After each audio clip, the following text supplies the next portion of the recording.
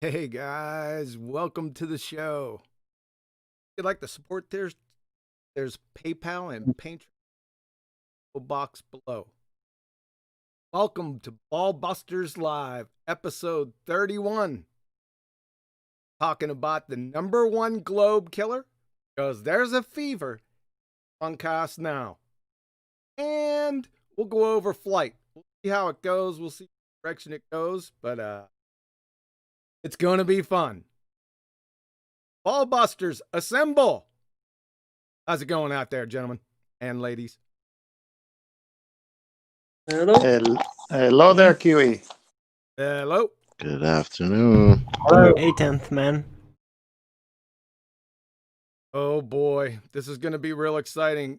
Everyone out there in the audience, it was hard, very difficult to get control of this hangout, or because of all the enthusiasm, I didn't know what to do. I had to mute them so many times, so just prepared.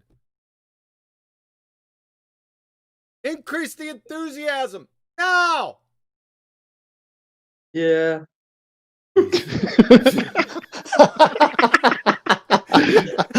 Yawn.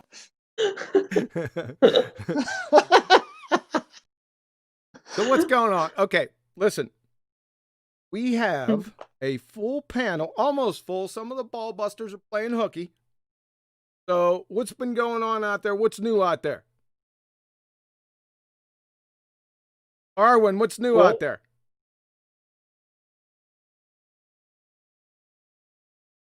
Thanks, Arwen. Paula, anything new on the horizon? As far as news goes, I don't. Yeah, Sorry, Horizon, what's that? For some reason, I'm not getting your sound through the actual Discord at all. Outstanding. So come out. So that's probably the reason why there's some miscommunication going on. It wouldn't have anything to do with I'll just try to refresh. It wouldn't have anything to do with like tipping the bottle back, would it? All right. So, Paula, let's try this again. Anything new on the horizon? Whatever that is, right? I think he's back now.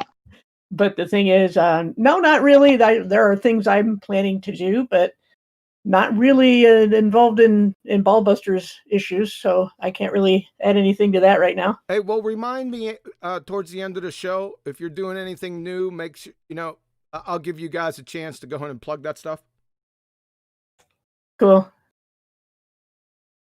All right, Arwen, you with us yet? Yes, I can hear you now. For some reason, Discord completely didn't allow me to hear anybody else on Discord. So I had to listen in on the YouTube page. Good. Good. Yeah. Can you hear us now? We're good. So anything new on the horizon? On the horizon, as in a literal position or an apparent position? Whichever. Well, the horizon always moves with the observer, so well, nothing new, just the usual. This morning had some interesting interactivity with some globers in chat that I absolutely crushed on their straw man arguments. And yeah, just same business as usual. Well, thank you, Crusher Baller in the morning. We love that. Thank you, Arwen. Chocolate, anything new on the horizon, sir? Anything new? There is something kind of new. Like, apparently, the ballers lately have been denying their own physical edge, because they like to say that balls don't have edges, spheres don't have edges, but they've been coming and debating us for I don't know how long about how boats and buildings and things are disappearing over a physical edge, and now they deny it. So that's new. So weren't they denying? I thought I seen the messages in a Skype thread where they were denying the curve calculators now. Is that correct? Oh yeah. They think they've debunked this black swan by saying, oh, the curve calculators are not good for close to the horizon observations. So the height is just wrong. So their So- mechanism's not working is their argument. Yes. Okay. Yes. Okay, yes. Yep. Well, it's a good thing we didn't get those numbers from the curve calculator then, huh? Good thing we got them from Andrew Thomas Young, the subject matter expert at San Diego State University. Good thing, huh? Yep. I think that works out. Nathan Oakley, sir. Anything new on the horizon? The single best globe debunking there's been to date. So if you're in the audience and you don't appreciate the gravity of this particular proof, then pay attention. Share this show with fundies, globe heads alike, because this is very troubling for them. Very troubling, meaning they cannot debunk this. There is no get out with refraction for what's about to be presented. This is an absolutely devastating argument. Modus Toland's argument that you'll hear hopefully a few times throughout this show is the death of the standard model known as the heliocentric globe model. It dies here today, and I'm not going to understress that. Thank you, sir. That was nice. Right on target.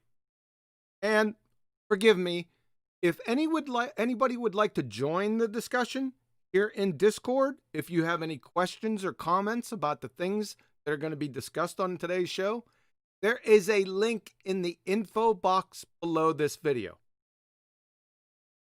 The beautiful Betty Van Velsen, anything new on the horizon, ma'am? Only perspective, in one's perspective. And we got a super chat, and it's a sticker that you got, and it says a sort of a Tweety bird. It says first, and it's from Redman 116. So. Hey, thanks, Redman. Appreciate it. 10th, sir. Yeah. Yes. There's an increase of people joining sewing forum groups now. Yeah, that's right. I forgot about that. Good one, 10th. You want to give some context to that? Yeah, 7/6R, all that, and the horizon. It's all been jettisoned because now on the last show with Nathan, the Globers, who never, ever approached it as an apparent horizon, are now all on the same page as flat earthers. Wait, didn't it change? Isn't it greater than infinity over 6R now? Yeah, that's Well, right. like I said. Yep. That's something we're going to have to bring clarity to. So they no longer have a get out with terrestrial refraction with this argument. So there's been quite a few people that have demonstrated quite a good understanding of that old argument, which was left in a drawer. Well, we don't have that anymore. Yeah, it's great that people understand that argument, but no, you can't just apply infinite or greater than infinite over 6R to this observation to solve the problem. That's why it's undebunkable, but we'll cover that.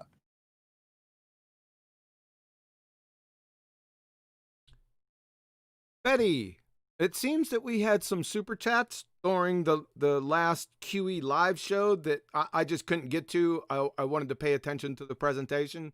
Did I miss a few super chats from back then?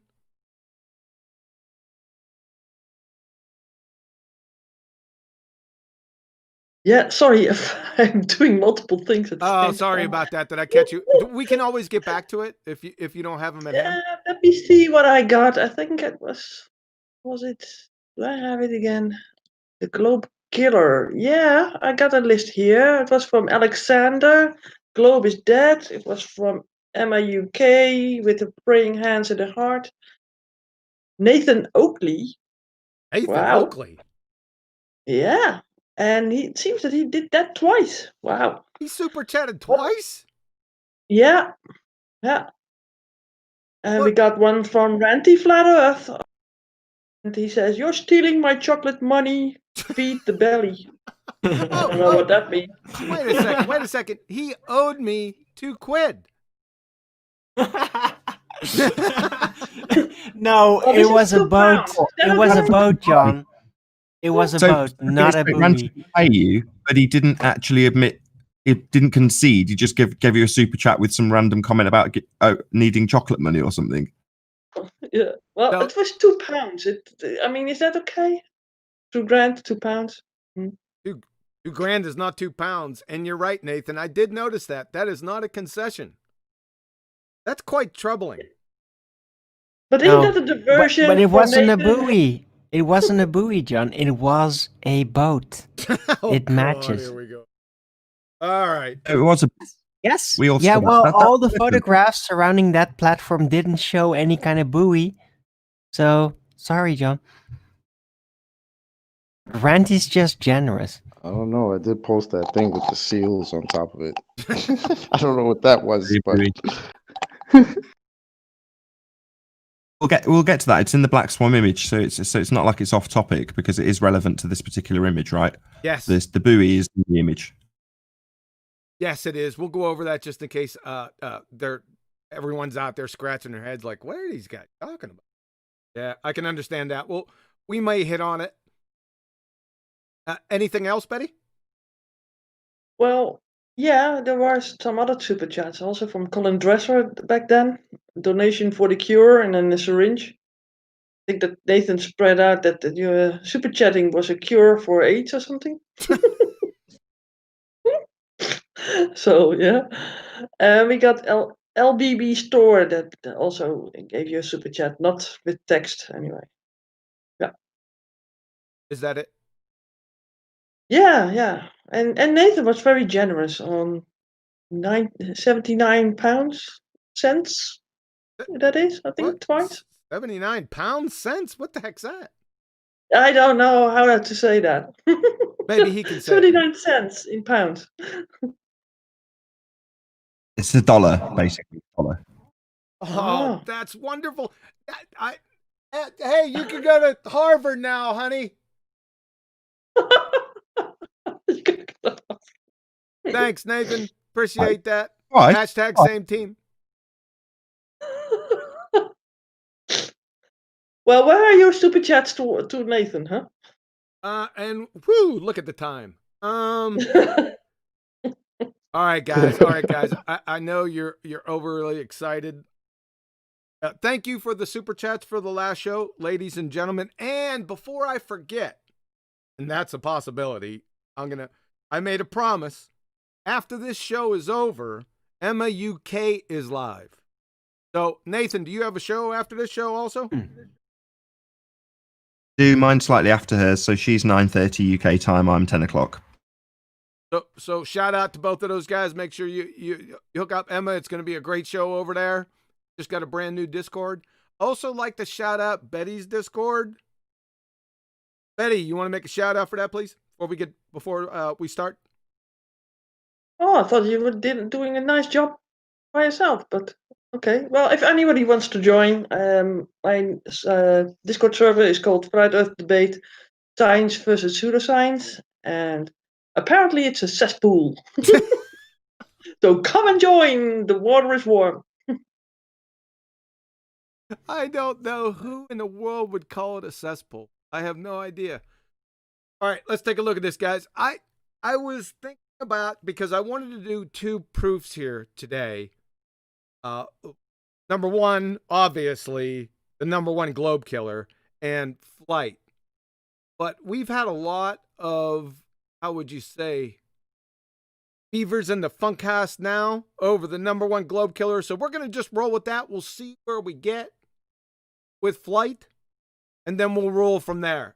Like I said, I'm just going to leave it open, but definitely I'm going to roll with the number one ball killer. I have to do it. John, there's so many globe killers these days. It's a tough struggle to find the number one spot. Oh, for no, all this of is them, number you know? one by far. it's great. You know because what I I'm mean, seeing- right? I'm I know seeing what all you these mean. white swans. I I'm know sorry, what you John. mean, but I think this is for simplicity and ease and depth. I think this is by far number one. I don't think there's anything close. That's just my opinion. Let's go through it. Here is Do the this. actual argument. The horizon.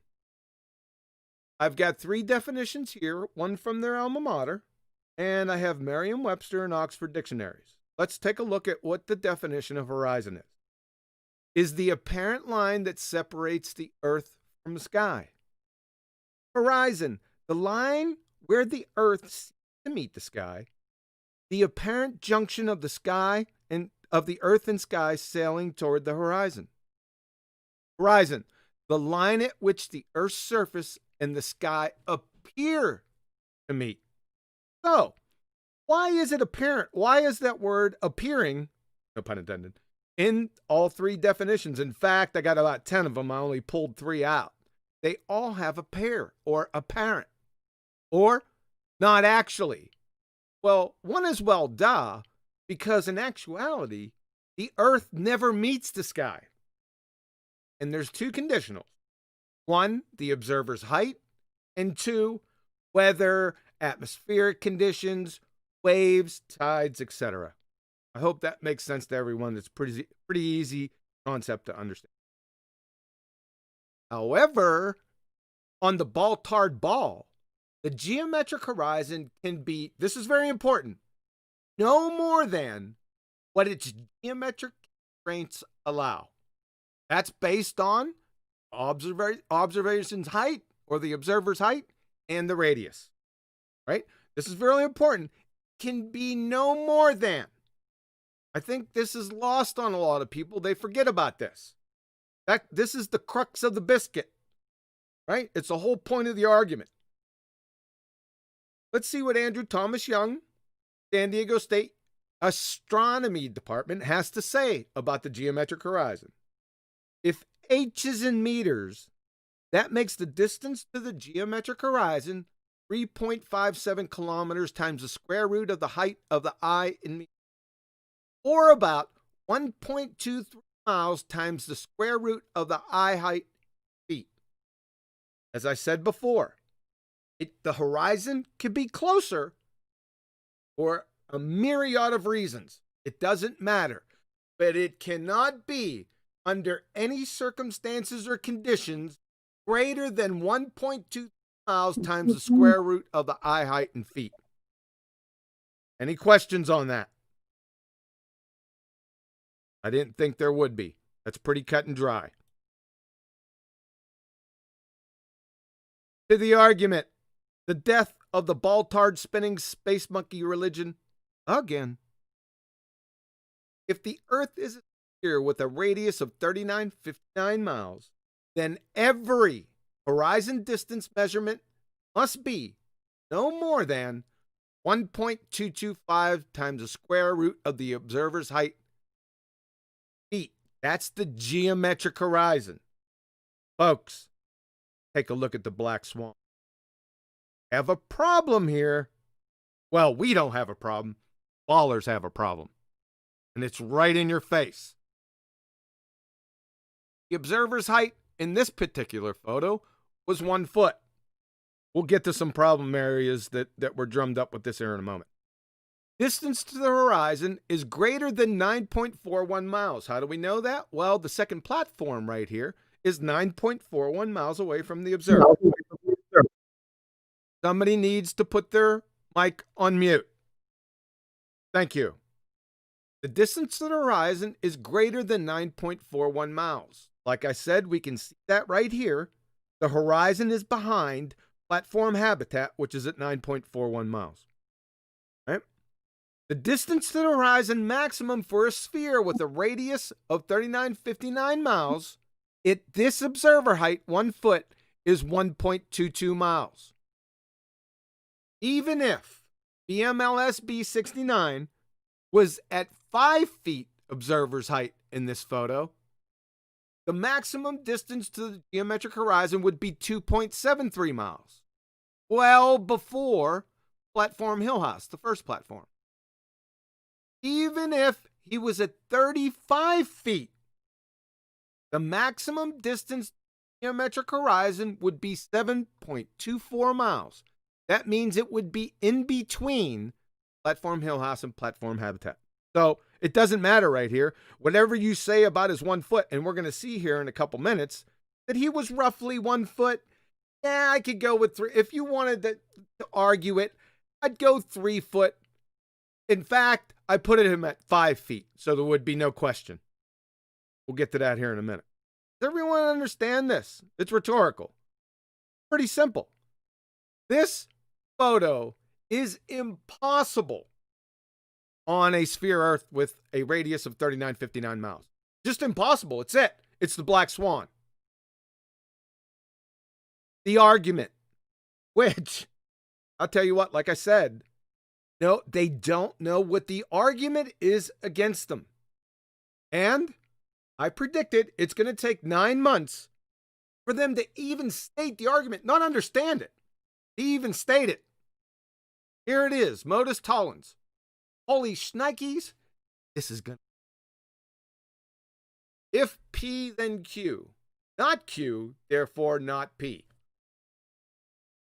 If the Earth is a sphere with a radius of 3959 miles, P, then every horizon distance measurement must be no more than 1.225 times the square root of the observer's height in feet, Q. That's the geometric horizon. Not Q, because the horizon distance is greater than 9.41 miles in the Black Swan photo.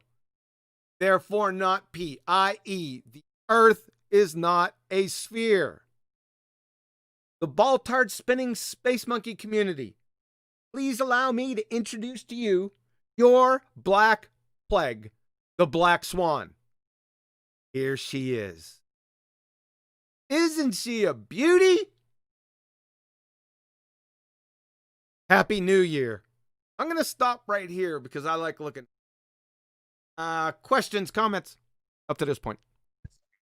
Can I explain the Karl Popper analogy? Because many people who hear Black Swan don't even understand the analogy that's being put forward, let alone the actual example or argument as you've just pointed out. Please. So, sorry, go on. I said, please, go ahead. All right, brilliant. So if your argument, that would be the Globehead's argument, is that all swans are white. So the established argument from, in this example, the Globe side would be that all swans are white. Now you only require one black swan to disprove the entire argument. Now in this instance, all photos claim to show a geometric horizon are debunked if the horizon is beyond where it can geometrically be, because the entire globe religion is based on the geometry in R you trust. So you only need one example that demonstrates unequivocally that it's not a geometric horizon, as is being conceded left and right, where the fundies tell us it's an apparent horizon. That's our argument. Brilliant. Yeah, we don't have a geometric edge of a sphere for a horizon. That's why we call it the Black Swan. Once you disprove that it's a geometric horizon, it doesn't go back to being a geometric horizon the following day, because you've got an example that makes it seem like it's a physical sphere edge, a geometric horizon.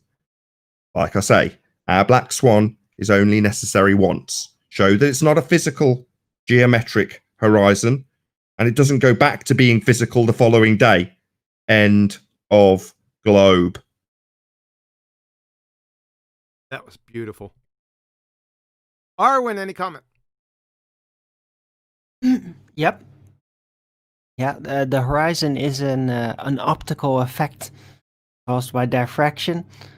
And yeah, the Globers love to basically swap that out with the concept of the geometrical horizon, which is something entirely different. And actual visuals and empirical data by that prove that it's not. It's not a geometrical horizon. It's an optical effect that we know, that everybody knows, that has eyes as the horizon. And it has nothing to do with the geometry. Paula.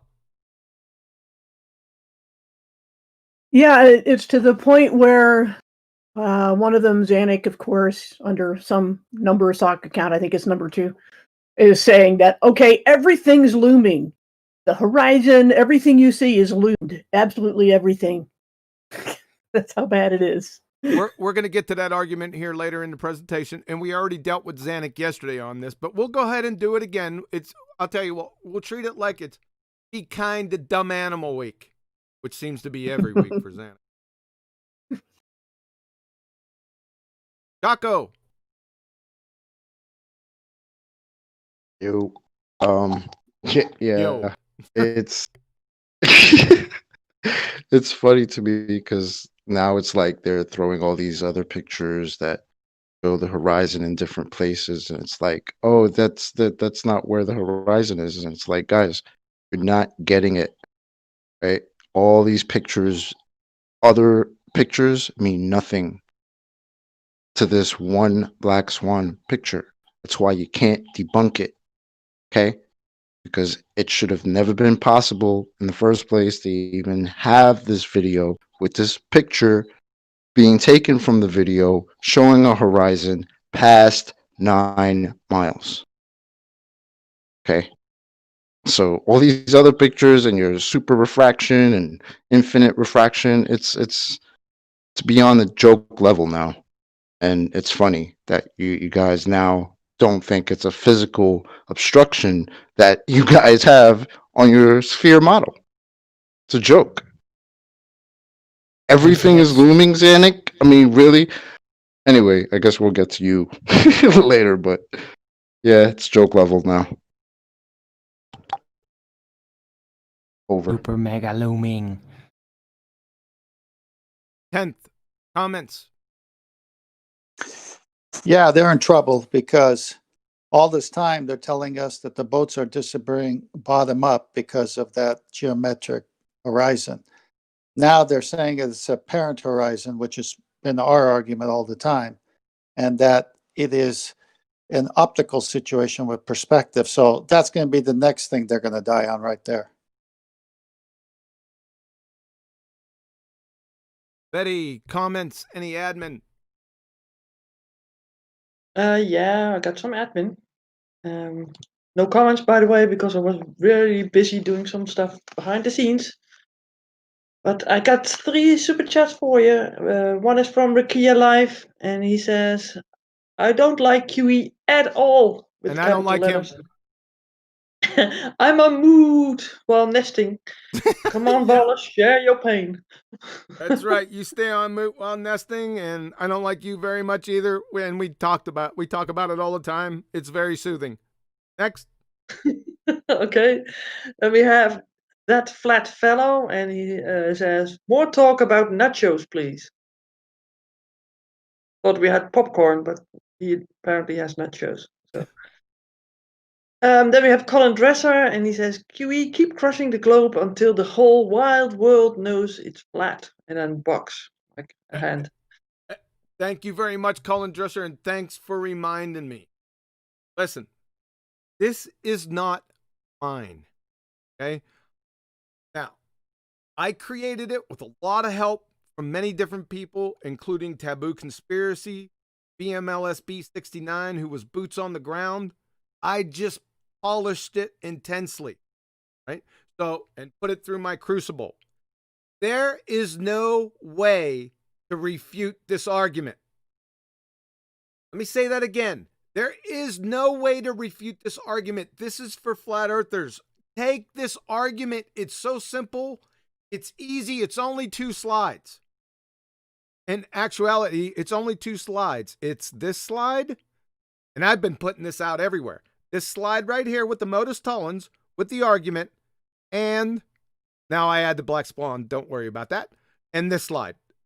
This is the entire argument. Right? I want you to take this. You're going to take it because I'm going to do this presentation every single time I go live from here to the end of the year. And it might go even further than that. I may never stop until you get it. You're going to be puking over this argument. We have some mic discipline. Thank you. This is for you. You don't even have to mention me with this argument. Just make sure that you have the argument exactly as I have it. Go ahead and do your due diligence and your scrutiny and go through it yourself. It's easy to recognize that this is impossible on a sphere. It's dead right here. You don't have to do anything else. Even if you don't like me, which I don't know how that is even possible. Nobody likes you, John. I'm without words. I can understand that. Don't even mention me. I don't care. Take the argument, right? And when they say, well, what's your proof of a flat? Here you go. I got it right here. And when they try to divert, bring them right back to the argument. Why is the horizon, the geometric horizon, behind that platform habitat at 9.41 miles? It's at least 10 miles, right? Just say that. If you would do me that favor, flat earthers, this is why I'm doing this. Do you get it? Hopefully. Any other comments, questions, concerns? What was the observer height again? The I'm observer- seeing it on screen, but Oh, okay. can barely believe it. What I did was, Mike Discipline. Thank you. What I did was, and I'm going to show BMLSB's original video here in a couple seconds. And he said he was 1 foot, right? And you can see in the video, we're going to take a look at here in a minute, that he's really close to 1 foot. So, people had a problem that he wasn't 1 foot. He was higher. No problem. I'll make it 5 feet where they can't get out of it. And when you see the video, you'll know what I mean. I put it at 5 feet. The max distance to the geometric horizon, 2.73 miles. So it should be way up here. It probably should be right where the 2.73 miles is. So that's why I did it. Just to give it a little breathing room. And like I said, it doesn't matter anyway. It could be 35 feet here, and it would still be the Black Swan. Because their geometric horizon should be at 7.24 miles. And that would be in between the first platform Hill House, and the second platform Habitat. So they're still screwed. It doesn't matter. Good?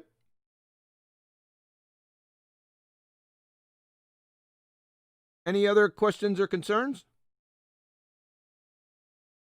Well, isn't it in the same video he goes up to a higher elevation and you still see the horizon behind the platform? Yeah, he does. He goes up to 35 feet. Yes. Yeah. And it's still, and the horizon is still back there, guys. That's why, it's not it's 2 feet, 3 feet. It means nothing. Try to get that, guys. Try to get it. If the air clarity is there, it's there. You know? All right. We ready to continue? I will. Like I said, Happy New Year. Let's take a look at how the original photo came to be. All right, we're going to take a look at BMLSB 69's original video. Don't worry about the sound in the beginning. You will not hear anything. And I'll make sure not to blow your ears out when it does come on.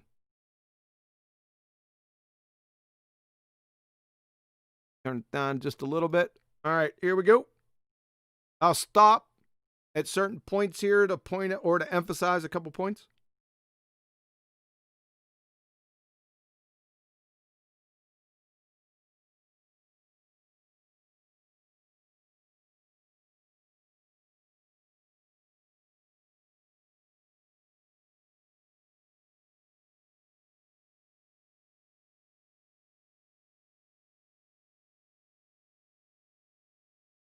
This is platform Hill House, the closest platform. Then he's going to go to platform Habitat at 9.41 miles. Closer look. There's the buoy. That's a buoy right there, folks. What buoy? What? No, it's not. That's about. Trying to This is double think your way out of this. platform Habitat. Now he's going to orient you Platform habitat. Platform hill house. Observer's location. Now he's going to get the distances to the platforms.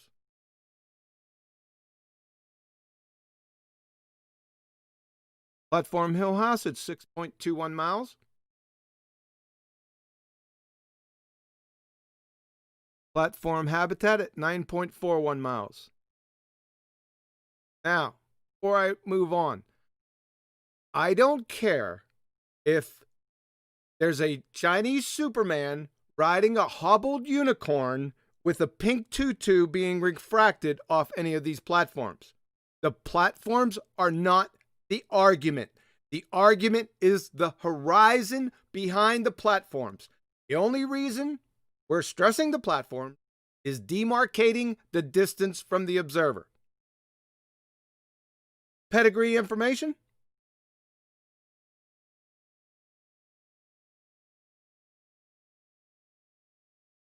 Air This photo clarity. It's is- all about air clarity. This photo is mislabeled. That's why I took it out of the presentation. It makes no difference whether this is actually at 35 feet. You'll see that here in 1 second. It's going to be the same photo he's going to switch to. No problem. Right? 35 feet. Not a problem. No issue. We already went over it. Let's get real.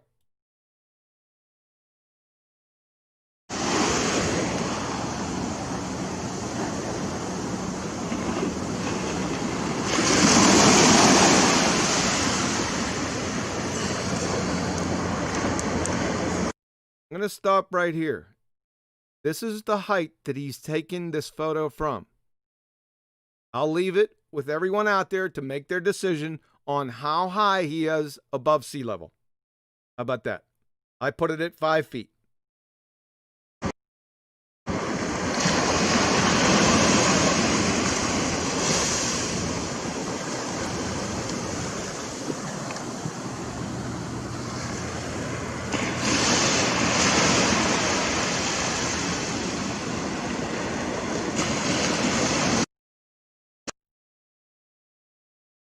The kill shot, the Black Swan.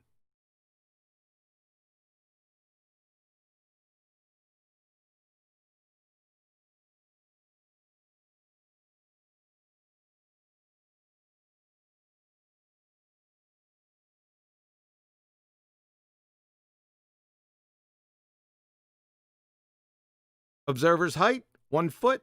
Distance to the horizon, 1.22 miles. Should have geometric horizon. Let's get real.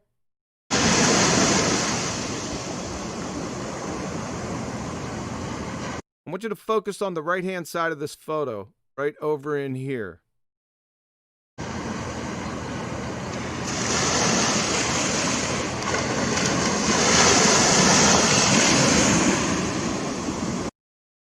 Okay, this is a landmass. This is Santa Cruz Island. It abruptly stops right about here, well away from these platforms. Okay, the point here is going to be that there is nothing behind these platforms. There's no land. He's looking out into open ocean. And I went over this on the last presentation, and I showed it on Google Earth also. Now focus your attention over on this side. We have another landmass. This is Anacapa Island over here. There is 4 3/4 miles between Anacapa Island and the end of Santa Cruz Island. Everything behind this is open ocean. So anyone wants to appeal that there's land behind them, they're wrong. I'm not going to pull up Google Earth again. You can do it yourself, and I did it on the last show. That argument has no cowbell whatsoever. Just clumsy. Making stuff up. Now, can you tell me, I'm going to stop it right here. Can you tell me how high the observer's height is? How high the camera is right here? Anyone? I'll open this up to the panel. I want to get some feedback on this. How high is he?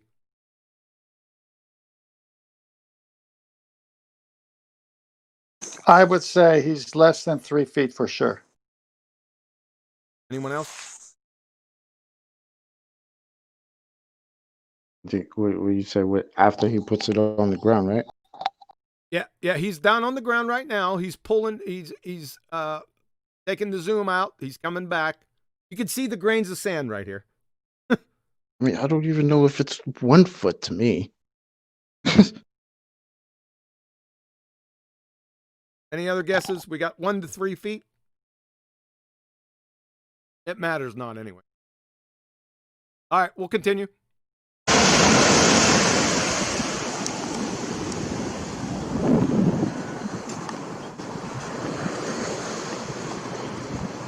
He's 17 paces away from this stairwell. I had this on Google Earth. I pinpointed his exact location. There should be no problems here. 17 to 18 paces away. Going to shimmy to the left here a little bit and go up the steps. I'm going to stop it right there. Shimmy to the left. Right up to it. That's it. There should be no question. Potential debunks. BMLSB 69 isn't 1 foot, so we already went over that. I just showed you, between 1 and 3 feet. It matters not. I put him at 5 feet. Definitely not at 5 feet elevation above there. It wouldn't matter anyway. It could be at 35 feet right there on the shore, which is non sequitur, and you're still screwed. Number 2, there's land, islands behind the platforms. I just showed you Santa Cruz Island to the right and Anacapa Island to the left. If you want to take a look at my last presentation, I pulled out Google Earth and showed you that there is no land behind those platforms. Number 3, you can't see the horizon. I don't know what to tell you, folks. You need an ASAP appointment with an ophthalmologist, or you need to take the cognitive dissonance mud out of your eyes. Everyone can see this. If you say you can't see the horizon and everyone's looking at it, just make a horse's ass out of yourself. Number 4, white swans. Here's one. This photo was taken by BMLSB 69 also. 2 months after the black swan, right? The sea was angry that day, my friends. There's a lot of atmospheric shenanigans going on too. I don't care. This photo right here does nothing to the black swan because it's a white swan. This photo here was taken 4 days after the black swan. Like I said, I think he was standing up when he took this photo. Yes, the horizon is before the platform, right? Actually, you can see the bottom of the platform. It doesn't matter. It's another white swan. This photo's fine. It has nothing to do with the argument. And I asked, does this observation debunk the number 1 globe killer? Or does this white swan debunk the black swan? It's non sequitur. It doesn't debunk this. I'd like somebody to tell me how. Because remember, if the Earth is a sphere with a radius of 3959 miles, then every horizon distance measurement, and this is the key, must be no more than, right? Must be no more than 1.225 times the square root of the observer's height in feet. That's the geometric horizon. Must be no more than. This white swan has nothing to do with it. This has nothing to do with it. This is the kill shot. Before we get to what I would like to call their number 1 argument against the black swan, which is weak, I'm going to stop it right here, and then we'll just talk about the other 4 first, and then move on to refraction. So, panel, hello? Yeah, so a white swan is saying, today we can see that the horizon is the edge of the sphere. Boats are going to go over it. If you go up in altitude, you'll start seeing it bend because it's the physical, geometric edge of the sphere. Those examples where you see the horizon in front of the 2 oil rigs or whatever they are, platforms, that's a white swan. But it's the assertion that that's a geometric horizon, a physical edge to the sphere for boats to go over or to bend if you went up in altitude. Well, that is debunked when you show that it's a not actual location. It's moved beyond things that are supposed to be obscured by it. Therefore, it's no longer a geometric horizon. It's a not actual location where the sky appears to meet the ground, exactly as defined at the beginning of this show. So that one single black swan demonstrates that we have a not actual horizon. And if it's a not actual horizon, doesn't matter how many times you show us white swans, with it looking like it's a physical edge to the sphere, it isn't. You only need to show it not being a physical edge of the sphere once, and all other arguments become white swans. You only need one black swan.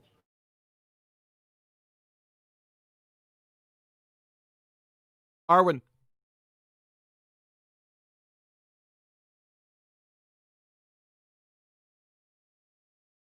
Thank you, Arwen. Paula.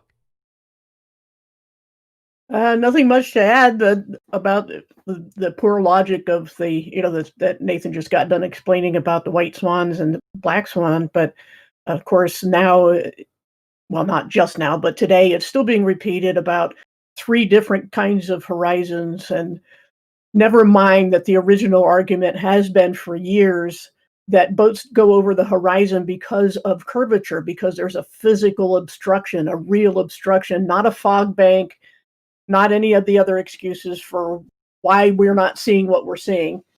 But that's what it always falls back to, is you can't believe your eyes unless you see a boat go over the horizon, then you can believe it's an obstruction.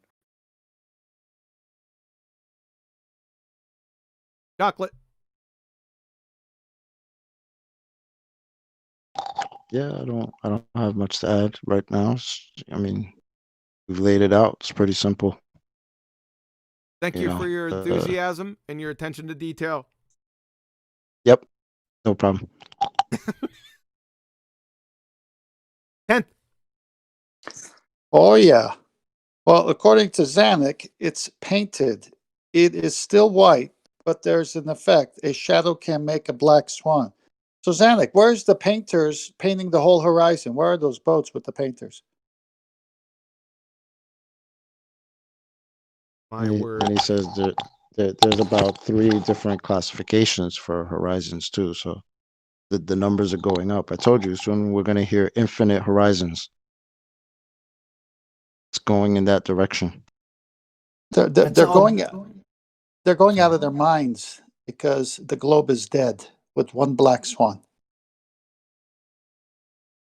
They still cling on to their refraction, their R-based refraction, or optical effects, supposed looming, disregarding all actual evidence of what is possible concerning mirages and optical displacing effects. They all ignore this just to allow the possibility that it can all be bending around a sphere into what optically seems like a flat surface. And that's what they cling on to. And they will keep on doing that. Promise you. Yeah, but they can't. In this instance, that doesn't work. That's the next thing that we're going to cover when everyone's had a round robin of remarks on the last topic. But the next topic is going to be that. No, they can't. They can't just change R. So just, sorry to interrupt the round robin, but chocolate, no. They can't just have infinite horizons. The horizon is based on the geometry. The geometry is based on R. It's fixed. It can't change. So this is a globe-breaking observation because it is geometrically impossible. Ergo, Earth is not a sphere. Arwen, no, wrong. They can't just apply greater than infinite over 6R because you can't loom the horizon above the horizon. But I don't want to steal QE's thunder. That's the next topic that we're going to get to. So if you want to keep round robbing everyone, sorry, Arwen, we'll get to that bit next. Just hold your tongue till after the next bit of presentation. That's all I'm trying to say. Betty, any admin? Nope, not at the moment. Why not? I'll try harder. Okay, I'm going to try real hard.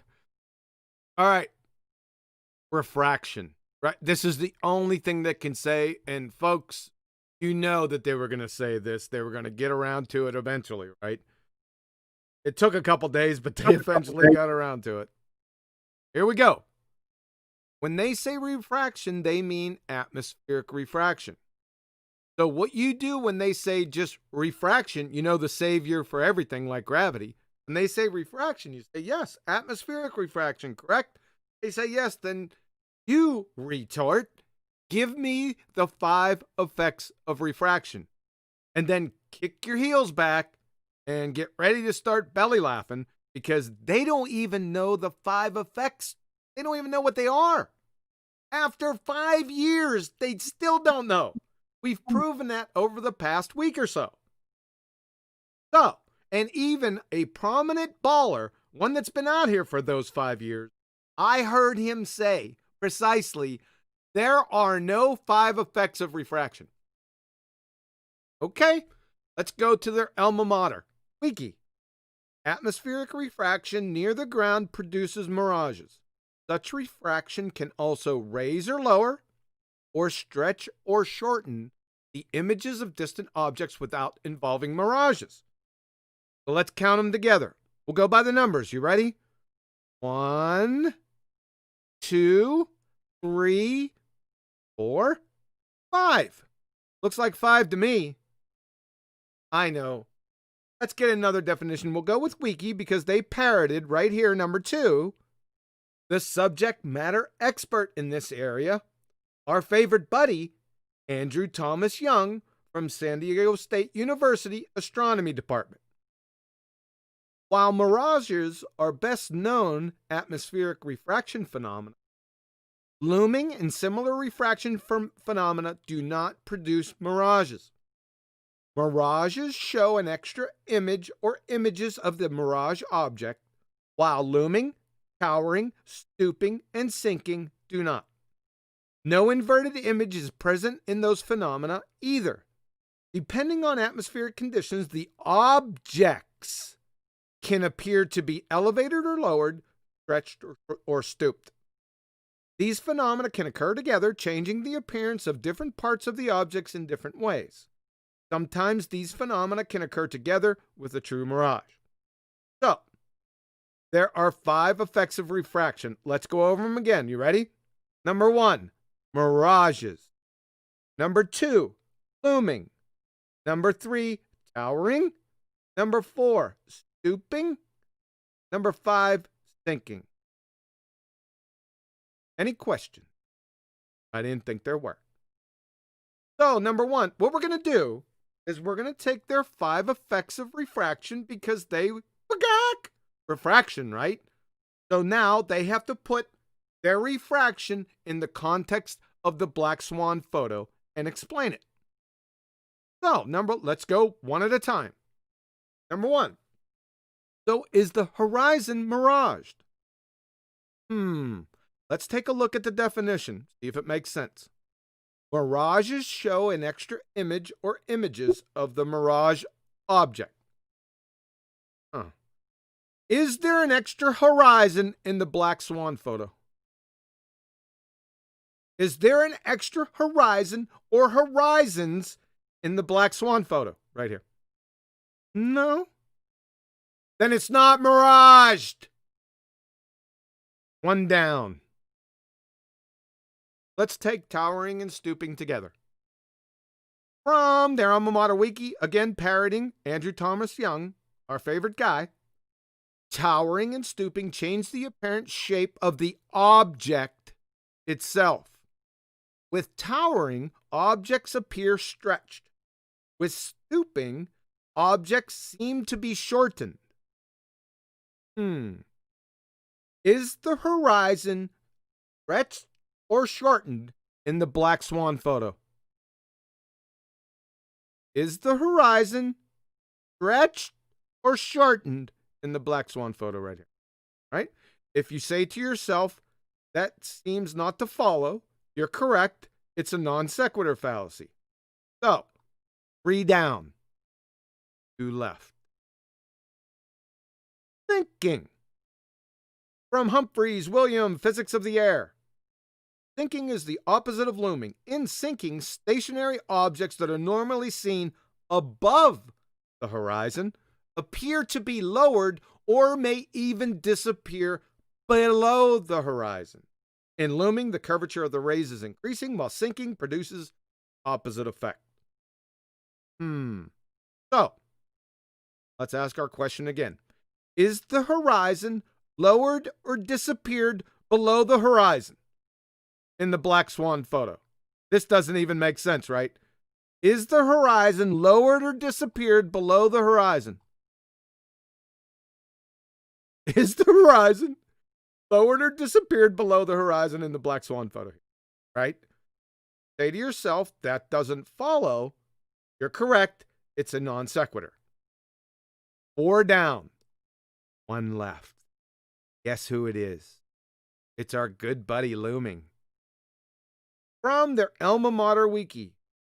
Looming is the most noticeable and most often observed of these refraction phenomena.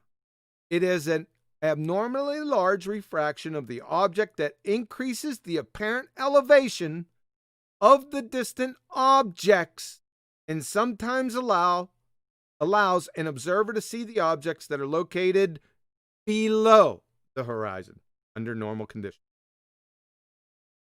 Let's take Andrew Thomas Young, the subject matter expert from San Diego State University Astronomy Department, our good buddy. Let's see what he has to say what looming is. Looming, the appearance above the horizon of a distant object that would normally be hidden below it.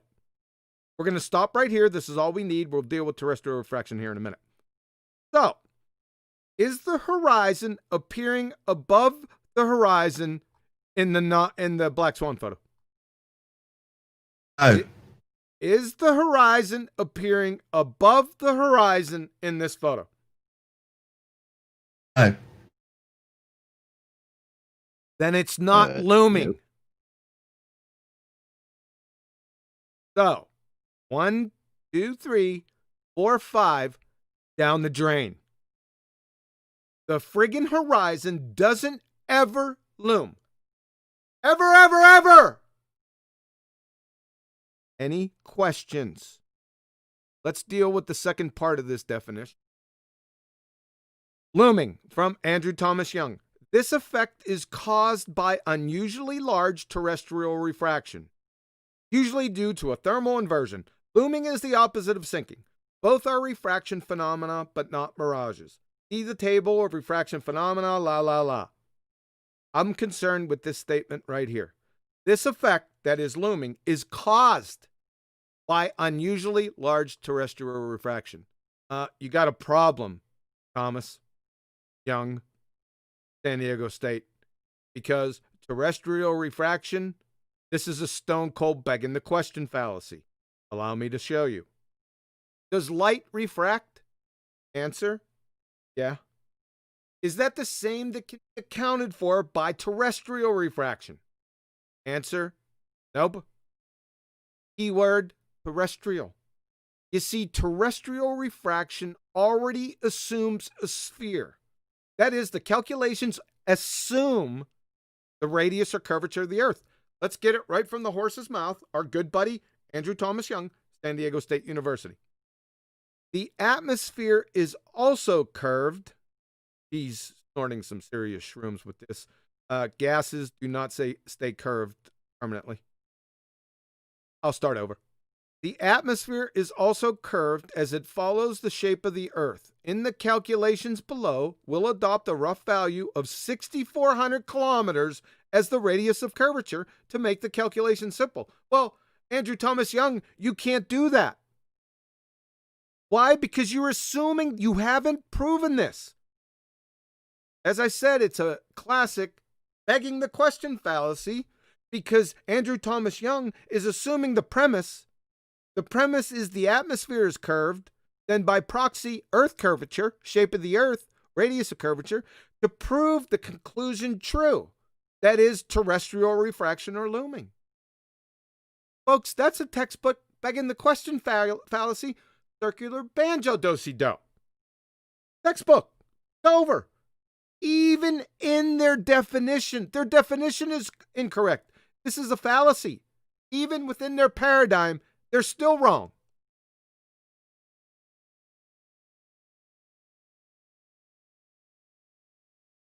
I'm going to stop right here. We're going to talk about what looming actually is here over the next few minutes, but I'll go ahead and stop right here. Questions, comments? Cannot refract the horizon above the horizon. That's it. That's all I got. Arwin.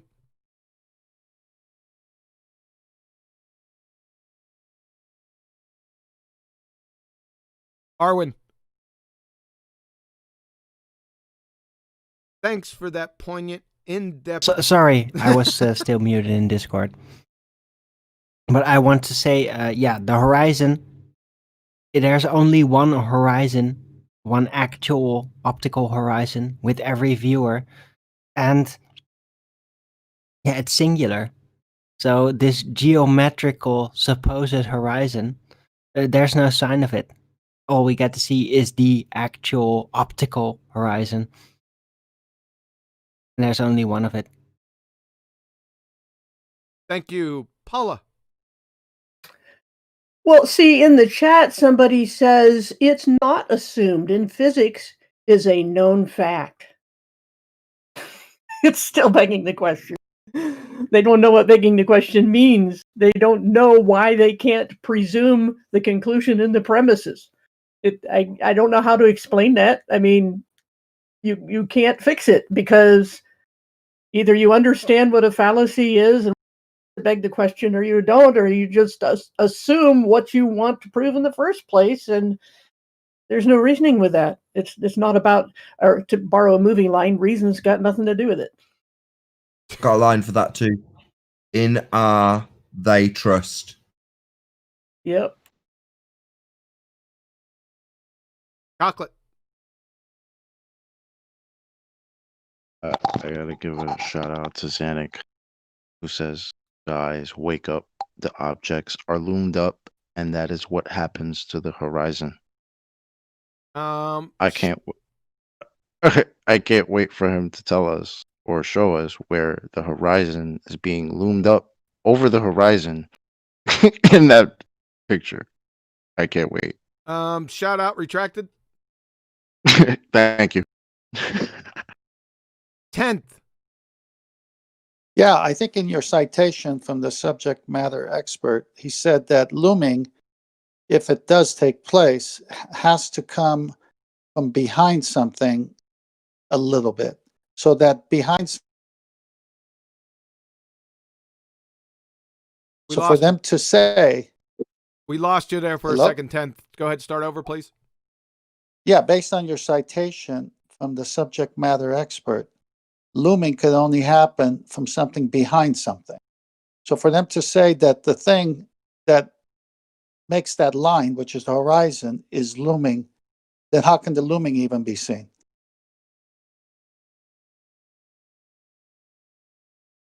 I'll say it again. Cannot refract the horizon above the horizon. It's a non sequitur. Betty.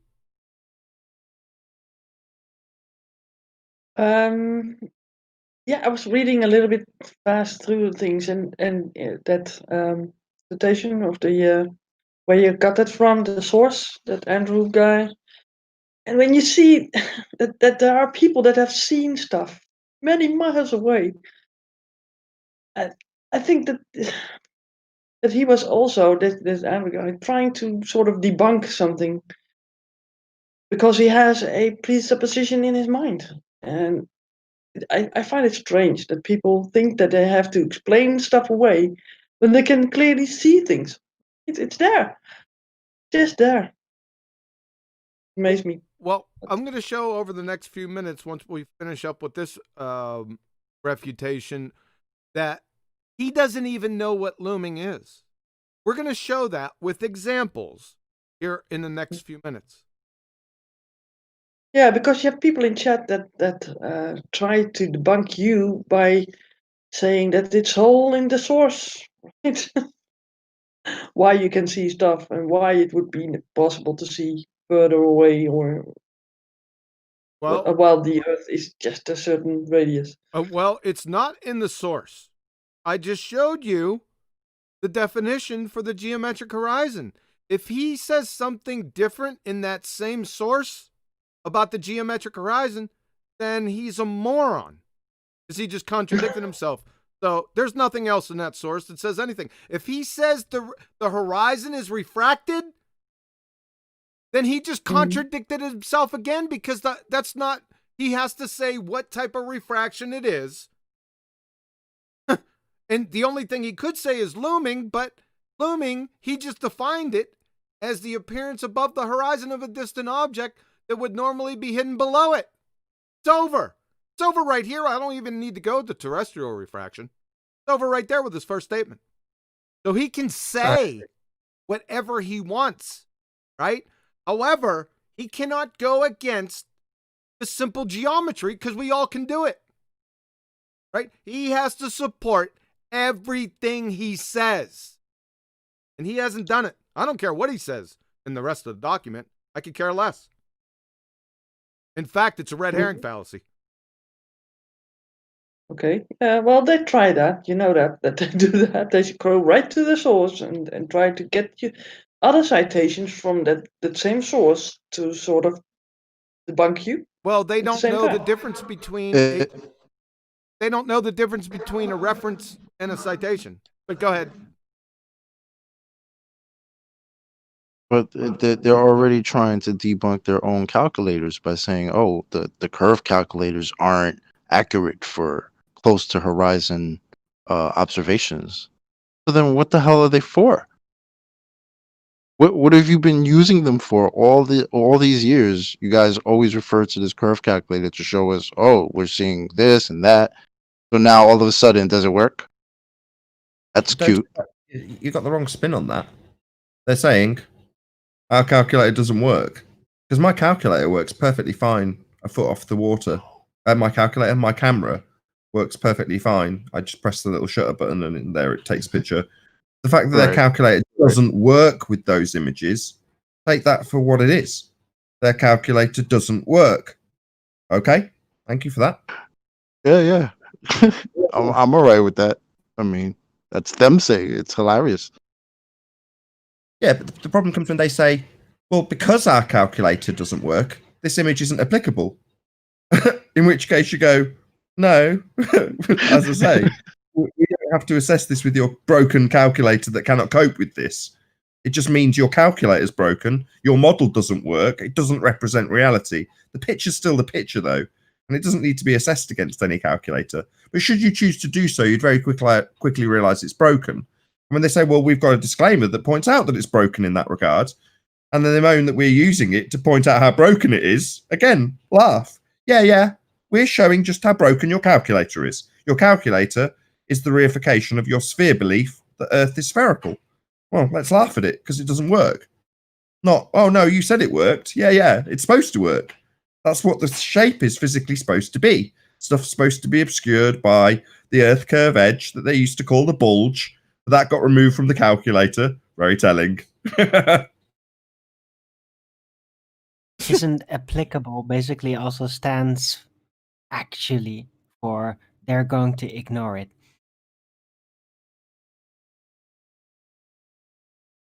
You summed it up beautifully earlier, Owen. You summed it up beautifully earlier when you said the horizon's not physical. It's optical. Moves as you raise, and they used to say, well, that's you seeing more over the sphere. As they currently deny their sphere edge, what used to be the obstruction blocking the bottoms of buildings and for boats to go over and to see curving, is now being denied. But ultimately, it must be physical, because they're talking about the geometry of a sphere. That's their whole claim. This is epic for me. This is brilliant. You know, they've got no way out, and the only way they can, like little rats, scurry their way out is to their own death by saying, well, the horizons are not actual location. You go, yeah, that's our argument. Wonderful. Yeah. We can change R. And you go, oh, can you now? You can physically increase the size of the ball you think you're on by changing that radius value. Well, it's an apparent R. Well, no, you're supposed to have a physical fixed geometry. That's what you're arguing for. A ball of a certain size that we're supposed to live on. But yet you're saying that's variable now? Not in your religion, but that's your only way out. So R's not really applicable was another Zanuck point that he made on the show yesterday on the debate. It's like, yeah, we've been saying that the whole time. You don't need R. You don't need to reify a sphere to look at reality. But that's what they're telling us. It's epic. Yo, Hey, they switch around It's with nice. every Finally cornerstone realized it. argument. They switch It's around with finally- every argument and start to argue for us, haven't they? With Coriolis, they have. yeah, Uh, that's what it's gonna be in 2020. That they're gonna make our arguments for us. yes. You have the Coriolis. This is your physical edge is not an actual position. Yeah, it's good, fellas. Keep going. A month ago, we're saying the horizon isn't an actual location. It's a not actual location. And they're all going, don't you understand geometry? We've got a sphere edge. Boats are going over it. Look, let's measure how much this bit of land in the distance is blocked by our physical sphere edge because we're on a sphere. Now they come to us and they say, no, the horizon's not an edge of a sphere. Spheres don't have And what were they doing those measurements with? The same calculators they're now saying are broken and you can't use them. one. This is why the argument's so pinnacle. And I don't think many of the flat earthers don't appreciate it. It took me a while, I've got to be honest. And a lot, Chocolate was before me, then Sleeping Warrior, then Ranty. Arwin was in the mix somewhere. But we've all taken our particular amounts of time to appreciate just how good a proof this is. And now we're all having a good laugh about it because understanding this argument means the fundies come to you and tell you your argument. They tell you that the horizons are not actual location. You go, yeah, no shit. Yeah, it's not the edge of a sphere then. Yeah, that's our argument, mate. It's great. Yep. Yeah, they learned something new in school today. Our argument.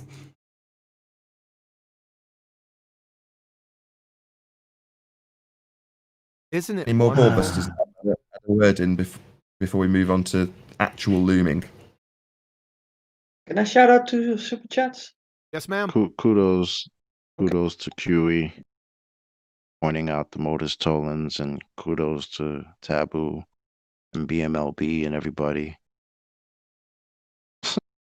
Yeah, the Black Swan has driven them nuts. It's a beautiful thing. Go ahead, Betty. I'm sorry. Beautiful bird. It is the unicorn they thought they would never see. Well, we got 2 super chats from Emma UK. It was a while ago, and she said, someone reminded me of showers, and then a smiley face, wink. And Paul Hall, he says, an apparent position looms above an apparent position. ... Right. That's a good one, Paul. I caught that. Yeah. That's pretty funny. Say that again, Betty. An apparent position looms above an apparent position. Right. Goodness, that's stupid. How you say that? Say that for me. What? Stupid. Stupid. yeah, I like the way you say it. All right. So go ahead. Once more. They must, I'll say that again, must have a physical sphere edge for boats to go over, for land to be obscured by, and to bend at high altitude. Now, if you imagine you're seeing the blue marble with its very distinct edge that you can't see past, i.e. if you're looking at Australia, you can't see Africa on the other side of the sphere, depending on how it's orientated. Well, that's the edge. Well, as you decrease in altitude, that becomes, according to the zealot fundies who think they live on a sphere, your geometric horizon. So it bends as you go up, and it flattens out as you come down, because it's the edge of the sphere they think they live on. Now, the Black Swan shows that we don't have a geometric horizon. It's definitely not a sphere edge, and this is being conceded by fundies like Zanuck. Well, it's an apparent position. Obviously, that's how we explain this. No, that would be our argument. not a geometric physical edge. That's what it must be if we live on a sphere. And you've only got to show that it's apparent once to debunk any claim that comes, White Swan, that seems to show it looking like it's your fundy reification of a fundy sphere edge for boats to go over, to block land in the distance, and to bend at high altitude. That position we call the horizon must be physical, and it isn't. Rest in peace, Globe Earth. Ah, love the passion. You're exactly right. Anything else? We're gonna discover what looming actually is. I got another super chat. Yes, ma'am. Hey, there he goes. It's from Dank, and he says, God bless everyone who can hear Betty's voice, especially you, Nick, too. I think it's Nick L, by the way, who was in chat. Nick with no brains. Yeah. Please, people, don't super chat because you want to hear my voice, right? I mean, whoa. Yes, because Betty's going to take over the presentation then. No way. That's just stupid. That's stupid. Okay. So what's looming? What's actual looming? Atmospheric looming as opposed to terrestrial refraction-based looming. What's looming? Yep, we're going to get there. What looming is, we have two definitions on page right now. One is from Andrew Thomas Young, the subject matter expert from San Diego State University Astronomy Department. And we have a definition here by quantum eraser, Andrew Thomas Young's Huckleberry. Let's see which one's correct with examples. From Andrew Thomas Young, looming, the appearance above the horizon of a distant object that would normally be hidden below it. Andrew Thomas Young's Huckleberry, quantum eraser, looming, is nothing more than an optical illusion produced by the sky being inferior miraged underneath an object, giving the appearance of said object floating above a false horizon. Our first shot is wiki looming. This is nothing besides a blurred photo of ships. That's all this is. There's nothing looming here. There's nothing to see here, folks. In fact, I'm going to remove this from the next presentation because it's nonsensical. This is the classic photo of looming. Let's go over it again. I told you before, in the military, they teach during night operations to use off-center vision because you can see more clearly. Right? And I knew this long before the military because I've done many night operations before that. But again, I digress. So what you want to do here is use your off-center vision. Focus up here, run your eyes along up here and in here. Look out your periphery and you can see the horizon right here. So what's happening here is that the sky is being inferior miraged down onto the ocean or lake or whatever it may be. And it makes it appear that this boat is floating, right? You see the false horizon right here, the actual horizon. Too easy, right? Whose definition is correct? That's what I thought. So let's move on to Mick West, because whenever we find ourselves in trouble, we can always ask Mick. Now, what Mick did back in 2017, October 1st, was take this same photo and do an exposition on it on his site, because the press was calling this photo, same one, a Fata Morgana. Now, Mick is correct. This is not a Fata Morgana. This boat is not a mirage. He is correct. He also points out the real horizon here using contrast, like right where I said it was. You can see it in the upper photo. You don't even need this, but it makes it a little bit more discernible here. Mick also points out the false horizon. Pay no attention to what his reason for it is. Why? Because Mick says the false horizon right here is due to fog. Now, let's reason together. Mic discipline, please. Let's reason together.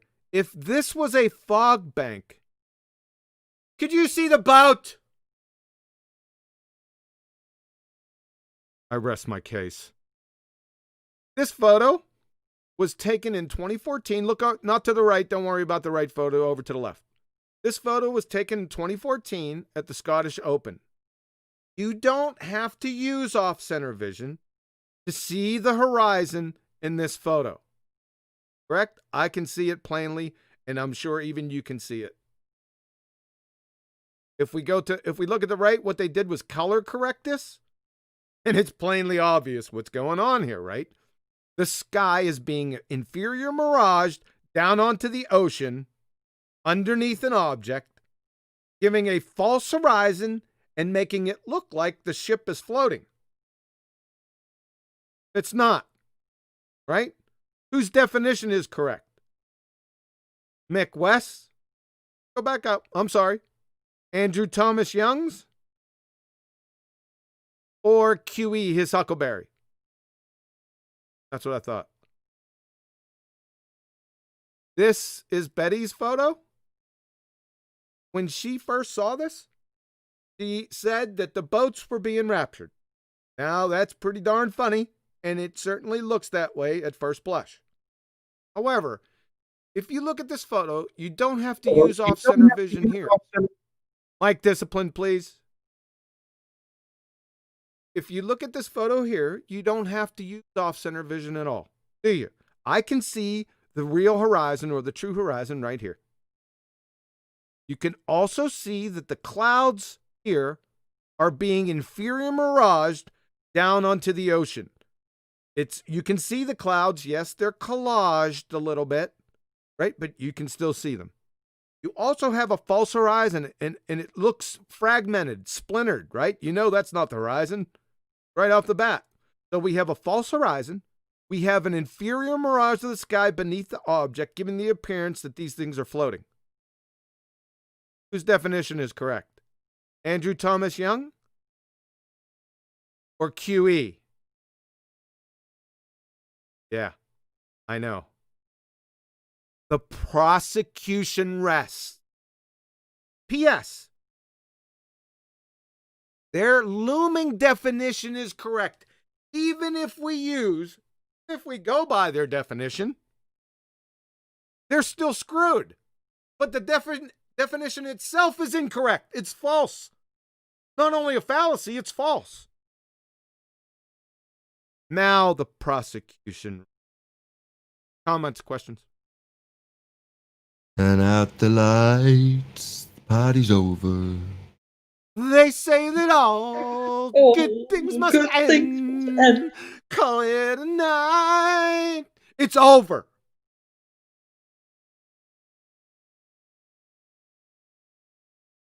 Yeah, it's a wrap for the for the globe.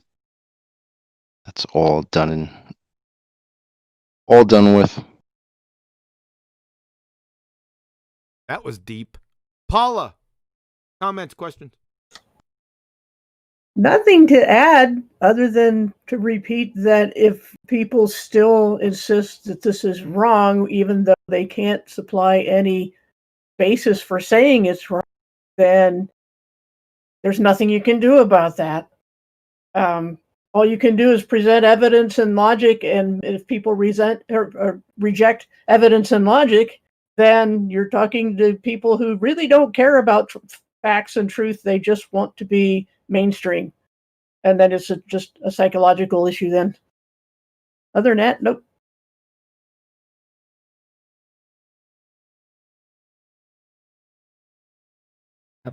Yeah, well, the only way out for the ballers at this point is to basically double think their way out of this by making our argument for us.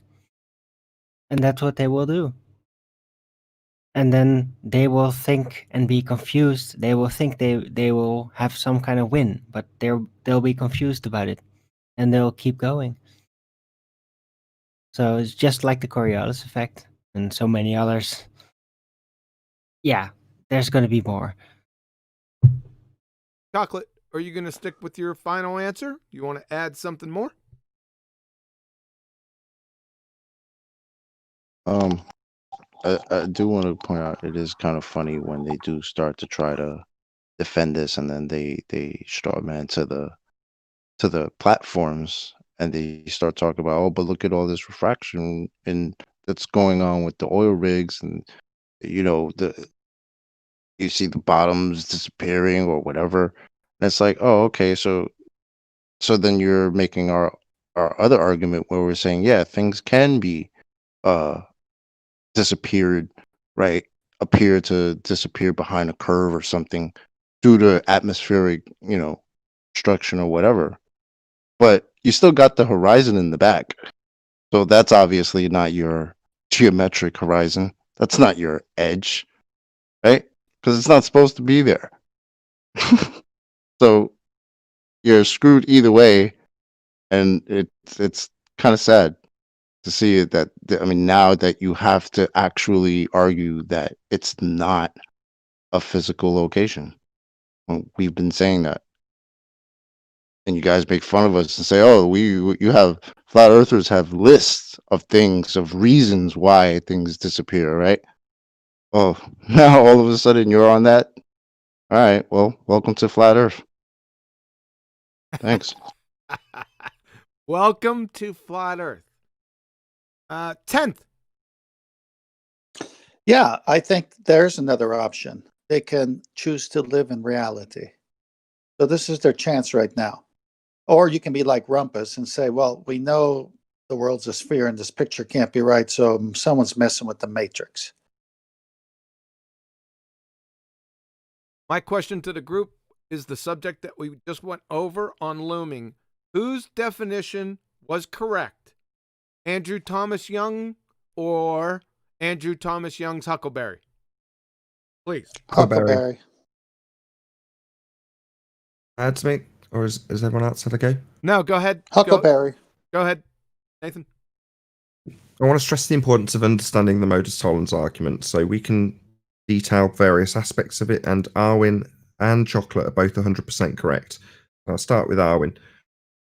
You've got to spot if you're in an argument with a globe head about this particular proof, where they start to use your argument. Because if you're not 100% clear about what the argument actually is, and they start to say things like, well, the horizon's only an apparent location, on the surface, if you don't fully appreciate what the argument actually is, you might actually take that at face value rather than appreciating that you've won at that point. That's where you've won. They're conceding your position. In fact, saying it to you as a defense, but you might not recognize that. And that was Arwen's point. Now, Chocolate's point is to say that they'll distract away from the argument. Now, all of these points have been concisely summarized as their claim to be debunkings at the beginning of this particular Ballbusters by Quantum Eraser. So just check it out. He goes through them, he itemizes them, and we're just summarizing them now. And Chocolate's correct. They'll go to anything but the horizon. Well, why is the crane bendy? Yeah, well, who gives a shit? We're arguing about your physical sphere edge that ain't obstructing jack.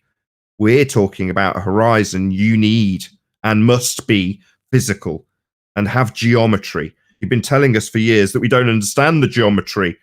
Now you're in exactly that boat where we're telling you that you don't understand your geometry because you need it to be a physical edge blocking stuff in the distance. It definitely can't loom. So we've won.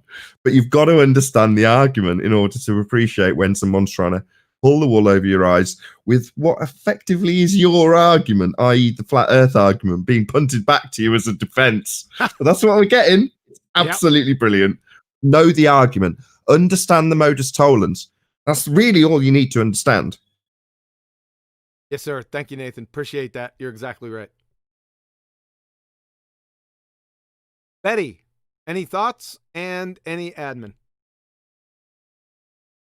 Any thoughts? Enough thoughts, but on this subject? Well, I think perspective people just take an art class and see how things work in reality, right? And how you need to draw things on a flat plane. It's so obvious. When I first was confronted with flat Earth, that was the first thing that I go to. What do my eyes see? What do I see actually? What's happening? And that's it. That's basically it. But people make it so difficult. And once they have some sort of a idea in their head, they don't want to let go. So they're clamping onto their ball and don't want to let go. So yeah, a crushed worldview is what they got with this wet black swan, don't they? So Yes, ma'am, they do. And it's very painful for them. I understand their pain. I want them to share their pain. And we're going to allow them to share their pain right now. As I said, if you have any comments, claims, or questions, the Discord link to BALLBUSTERS is in the video below. Just click that link and come in. We want to hear your argument. Now, we don't want any ad-homs, right? We want to hear a grown-up argument. Calmly, slowly. Don't speak too fast. Everyone wants to hear it, including the panel and the audience. We want a reasoned discussion here about the argument. Right? We're going to ask you to restate the argument. It doesn't have to be perfect. I'm not saying that. But you at least have to understand the charges that are brought against you. Right? I think that's fair. I think that's reasonable. So, Betty, I'm going to put you in charge. oh my God, really? Yeah, you can handle it. Go ahead and pick. Is Zanuck in here? He was, but I don't know if he's still here. If he No, is, he left. He left. That's a good idea, Zanuck. If he comes back in, I want you to hold him till last because it's going to be elongated. So please, one at a time, go ahead and unmute them. And please state your name and your question, concern, claim. Thank you. Okay.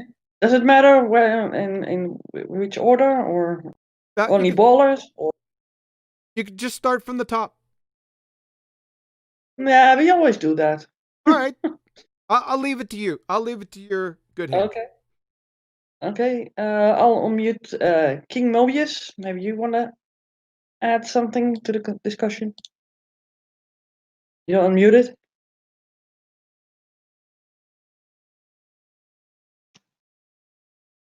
King Mobius, you are live on air.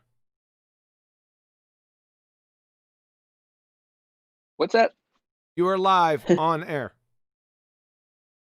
Oh, hey, how's it going? Good. Have you been watching? Yeah, on and off. I was distracted just then, and I caught my name, so. Okay. You know about the Black Swan argument? Yep, What do you think about it in general? I think it's a globe killer. Yay. Okay. Anything else you want to add? I just think that some of the guys have been mentioning that the booms on there that look like cranes and stuff are distorted, and that kind of gives them some sort of leeway, but I don't see how that works. Because they want anyway. you to fall for the old banana in the tailpipe. Right, They want you to right. look over here. I get it. I'm just trying to figure out how they're not seeing. I don't know. I'm sympathizing with them too much, maybe. Yeah, sympathy is good, right? Okay, on to the next. How about Flatzoid? You have something to add?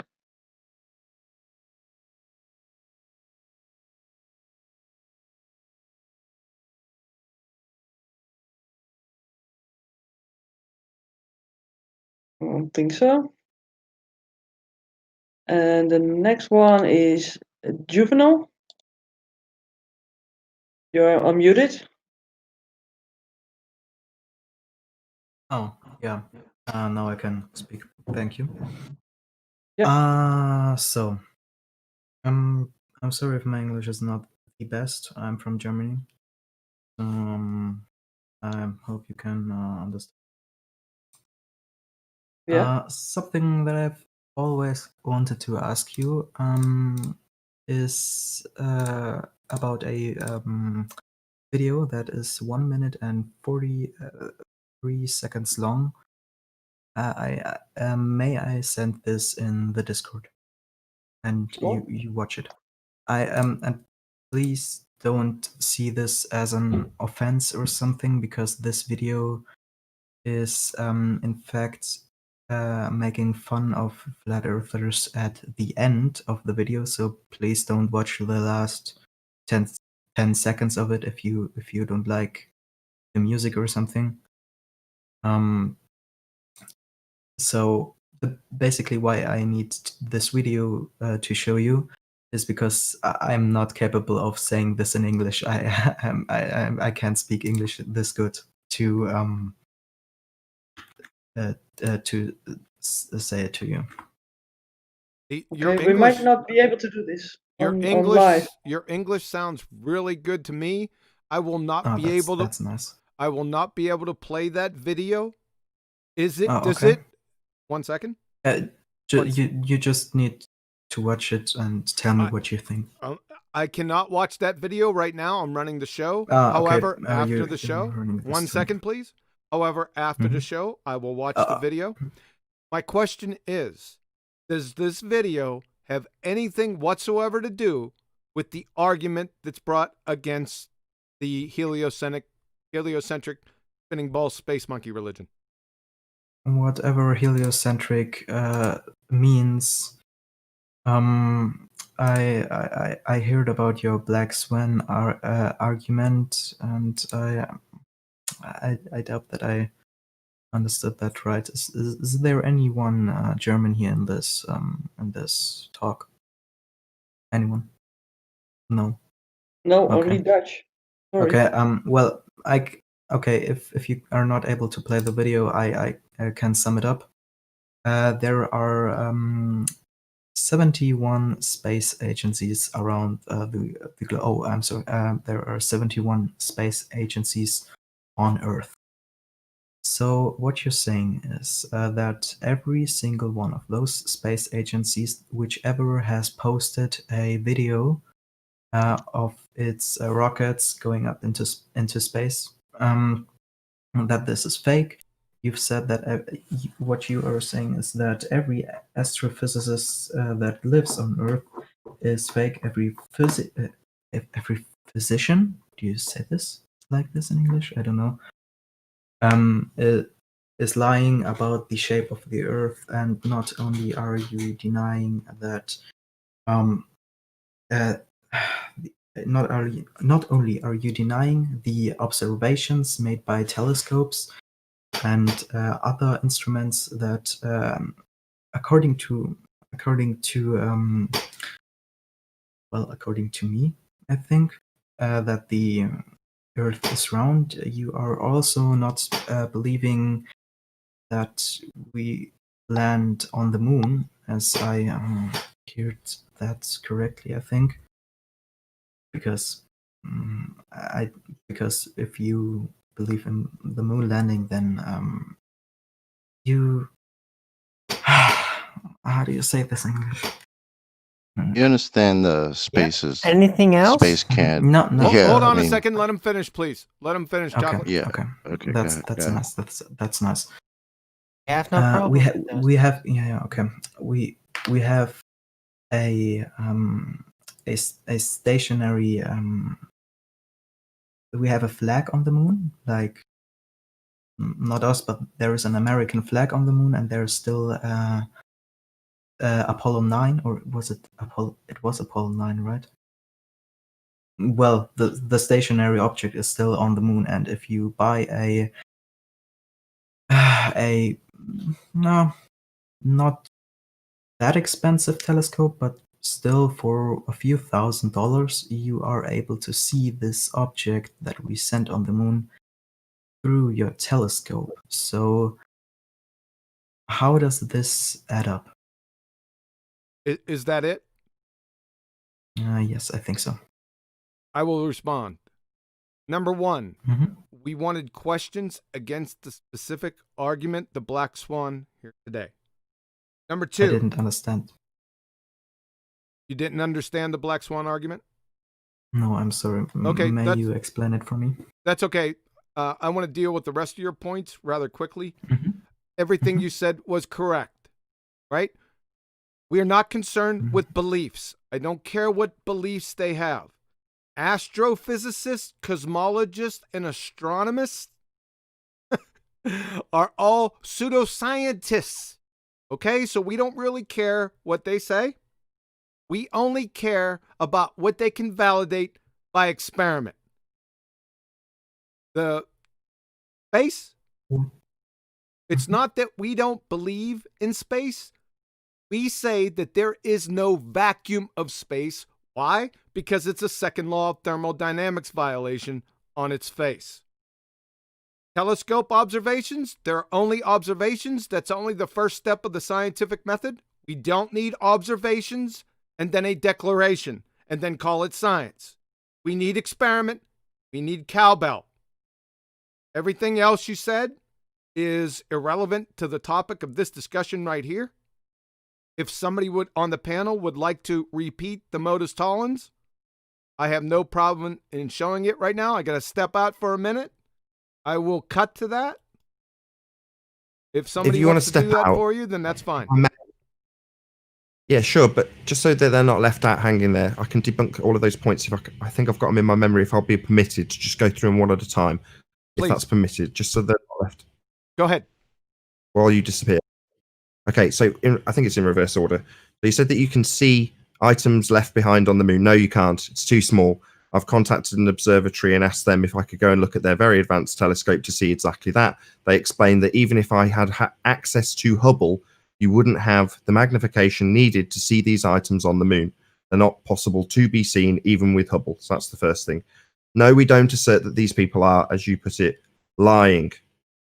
They have, we can't divine their motivation or malice with forethought when punting the heliocentric deception.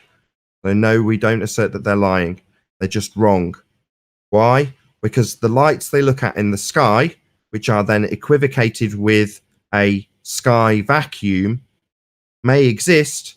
They just don't exist in the way described by astrophysicists, which is to say, the lights in the sky don't occupy a sky vacuum. If the sky was a vacuum, the gas we breathe would fill the space. Ergo, all claims from all 71 space agencies that claim to be operating in a region, claim to be a vacuum, are automatically deemed fake. The chain in that fake region are lying. They can't not be lying because they're definitely not operating in a sky vacuum. Ergo, all claims from those agencies are automatically fake. I think that was all of them. Right, and there's also no proof that there's any end to the relative density displacement at any lateral position. May I add something to this?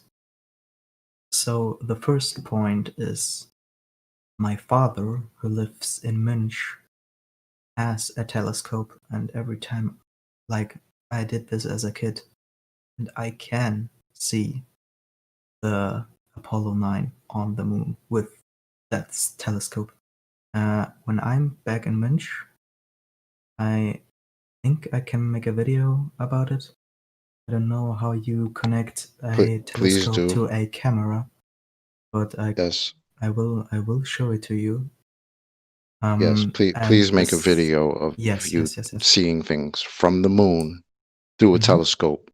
Yes. Please. Yes, we would love to see that. Thank you. I'd love to see that Right? also. So, Yeah, as I so was many eating- claims. The So many If you second- just claims. pop mute 1 for a second, so he doesn't Arwen. talk Go ahead and to let everyone. Nathan go. Go ahead, Nathan. So I'll just repeat what I said. I contacted Goon Hilly Observatory in the UK. The reason I contacted them was because, like you, one of my friends that I used to live with back in the day said that he had seen the lunar rover. Now, he claimed to have seen it at Goon Hilly. So I contacted them to do exactly that. And they explained that it's just simply too small, even with Hubble. I'm talking about Apollo, not the moon rule. Whatever. The next point is you said that the air would emit into space. That is actually a common mistake, as I have found out that that I've heard. Vacuum does not suck. It's just air that presses on us. If Okay. you create a vacuum, Yes. No worries. may I Oh, speak? to Okay, the no end? worries, my friend. I'll say it nice and slowly. So, given that gas presses and we have gas pressure here on Earth, Yes. what is the gas pressure pressing on at the top where the vacuum is? So, as I look through my telescope at what is claimed to be a vacuum, what precisely does the gas we breathe press on at the top? You mean how the gas on the top of the atmosphere stays in place, or what Oh, do you mean? I'll repeat my question. Okay. What does the gas press on at the top of the heliocentric ball in a vacuum? What's the gas pressing on at the top? It's being pulled to the center of Earth. No, not pull. Sorry, you explained that vacuums don't pull, gas pressure presses. No, So vacuum let's not doesn't worry pull about the your gas. fundamentalist religious belief as he talks through me about gravity. Let's concern ourselves with the fact that gas expands in all directions. And if the sky was a vacuum, the gas would have nothing to press on and would disperse very quickly into that available volume. Now, there's a law of nature that describes this very effect. It's called the second law of thermodynamics. Now, I appreciate you've disclaimed that you didn't understand or didn't have a rebuttal for the modus tollens argument. So thank you for your input. It's taken far longer than I would have hoped, given that we're hoping to focus on this particular heliocentric debunking. If What P, I- then Q, not Q, you pop him on mute. Doesn't have a rebuttal to this. I still want And you didn't a talk small through it. Thank thing you. to Thank you. say. Thank you. Space is fake. The gas would fill the space. Thank you What? for your input. No? Thank But- you. Thank you. Well, you're The welcome, gas but would fill the what? space. Can someone shut him up? Can someone It's shut being this pulled dude to up? the center by gravity. I'm just a 14-year-old boy that doesn't understand. May you Yeah, but please... gravity is a weak Good. force. Gravity is a Thank weak you. force. Hold on. No, a You're not second. gravity is a very strong force. Can't No, you see what? on I Earth? What? Give me a Hello? quote. Give me Okay, a quote one for second. gravity being a strong Calm force. down. Calm down. Jesus Christ. He's on mute. No one got any control of the admin unless you do it yourself. Bloody hell. I got it. Yes, Hello? friend. I just want to repeat the actual argument we tried to establish, if you understood, and then you launched into this nonsense about a sky vacuum, which we can't have because the gas would fill the available volume. It's called entropy. Look it up. So we are trying to address this argument. If P, then Q, not Q, therefore not P. It's called modus tollens. If the Earth is a sphere with a radius of 3959 miles, that would be P, then any horizon distance measurement must be no more than 1.225 times the square root of the observer's height in feet. That would be Q. That would give you your fundy globe edge, your geometric horizon, the thing claimed to be obscuring land in the distance and boats going over and bending at altitude, your geometric horizon, sphere edge. Not Q, i.e. the horizon distance is greater than 9.41 miles, as in the example of the Black Swan. Therefore, not P, not a sphere Earth. So does that panel, the Discord panel, have any rebuttal to this argument?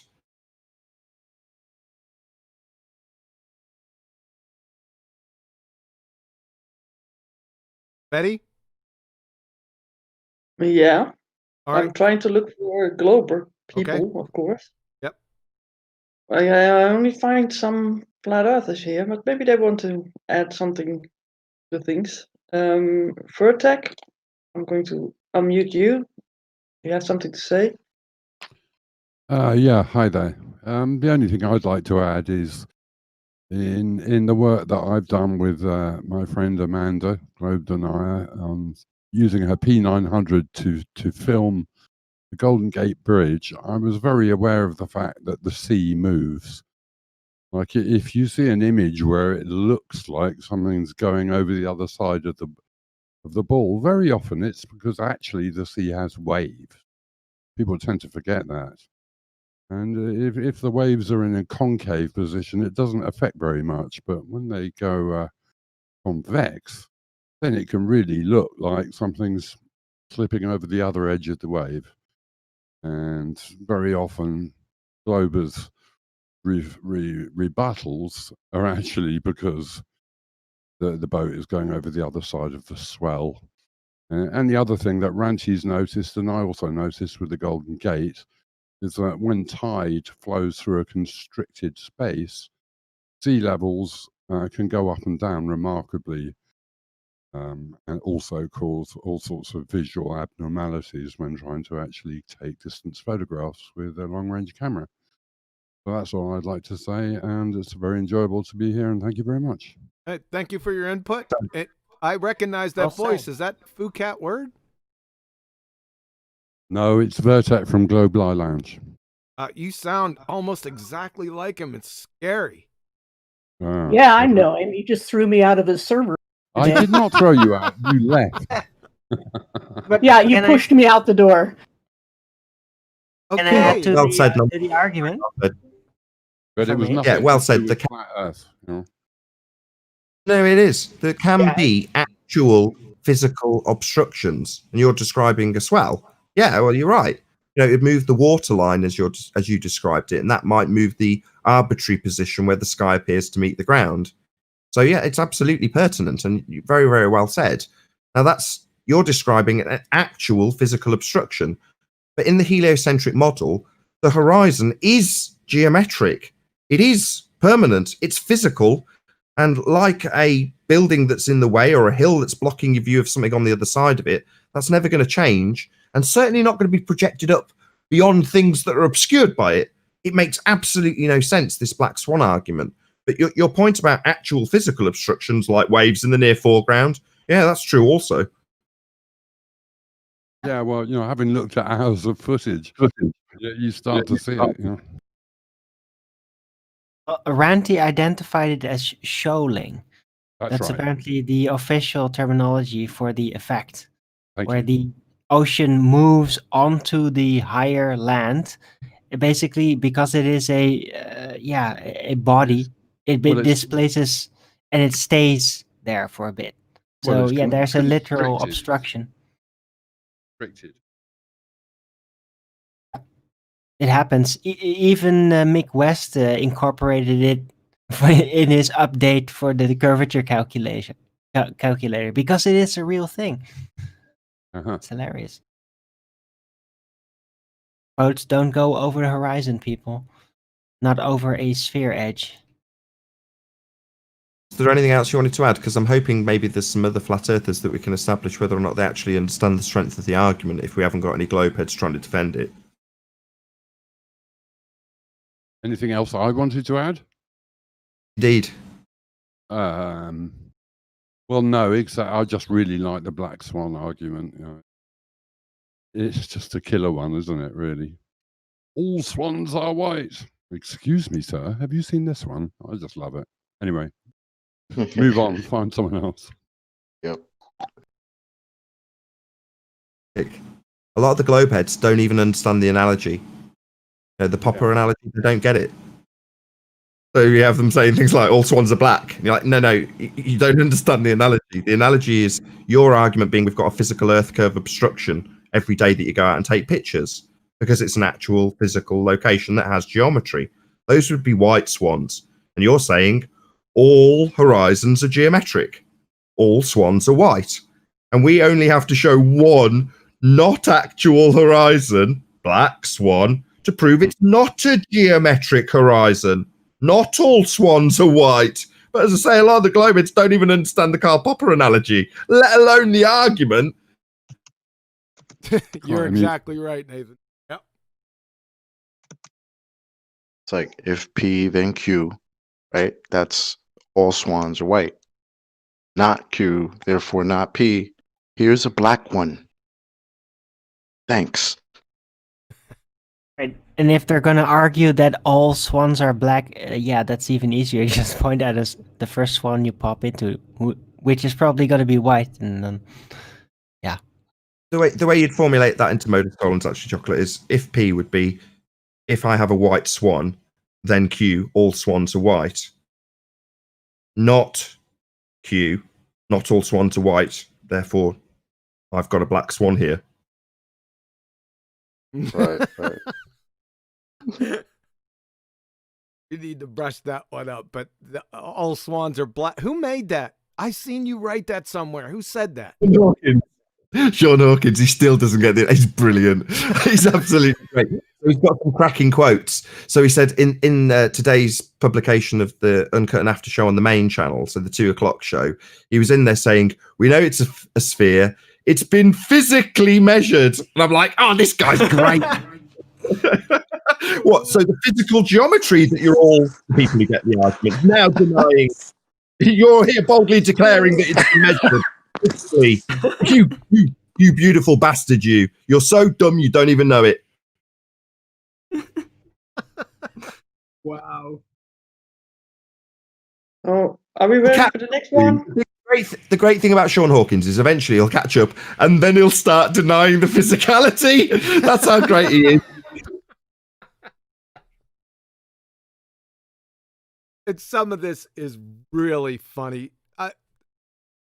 Guys, are you guys serious? Or is this jokes? Because I don't get it. I really don't get it. Second graders can evaluate and reconcile this. Keep opening up those incoherent pie holes, right? Keep on with all your shows, right? And new people are coming in looking to you for answers. And I'll tell you what, you're the best flat earth proofs we got. Thanks. Betty, over to you. Yeah, I think that Rams had something to add. To say something. Yeah, hey guys. I was going to ask, is it possible that refraction can loom up the surface of the ocean that is beyond the expected geometric horizon in order to create the appearance of a horizon much further away than we expect to see? Not according to the put it definition. I'm sorry, go ahead. Let me rephrase that. Hold on. I'll just repackage that. Can the geometric horizon that is the basis of the sphere religion be loomed up to become an apparent horizon? Is that what you're asking? No, what I'm asking is, can the surface of the ocean beyond that physical geometric horizon be loomed up to appear to show a horizon that's much further away?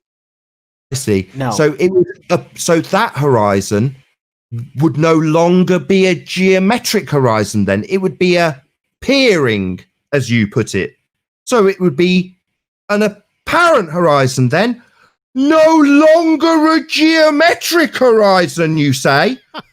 Well, in that case, I've won my argument, because you seem to now be arguing for an apparent horizon when you need a geometric one. Don't you get it? You're now arguing my argument for an apparent position where the sky appears, as you put it, to meet the ground, not a geometrical, physical globe horizon, which is what you need if you're a fundy who thinks he lives on a sphere. Thank you so much for coming here and arguing our point that we have an apparent horizon. That's awfully kind of you to do so. It's an epic argument, I think you'll agree. Apparent then, appearing then, you say, appearing, mate. Do you appreciate how utterly fucked you are when you argue that the geometric horizon could be appearing somewhere else? What, so not geometric anymore then? Hello? Hello? That would be our argument, mate. Hello? Any response? Hello? It could be missed. Yeah. It needs a geometric horizon that you seem to now be arguing for it being apparent, mate. Why would you be giving us our argument as a rebuttal? Just as predicted by moi. Ha ha ha! You fundy retard. That's our argument, mate. Not geometric then, mate. You're going to argue that it's an apparent location then? Hello? No response. As the penny dropped, this is how much and torture them. So this fundy, moron, idiot, has just come and argued. I'm on your side, guys. So your argument is, could it be that the horizon's apparent? Welcome to flat Earth. That would be correct. You have an apparent horizon. Oh, you rumpus me, mate. You rumpus me, mate. While I point out that you're arguing for us having a not actual position for a horizon, an apparent horizon that's been loomed up above the geometric horizon. But your fundy globe model requires it to be geometric, mate. So you seem to be arguing for an apparent horizon, which is our argument. Do you appreciate that? Let him go. Nathan's feeling it.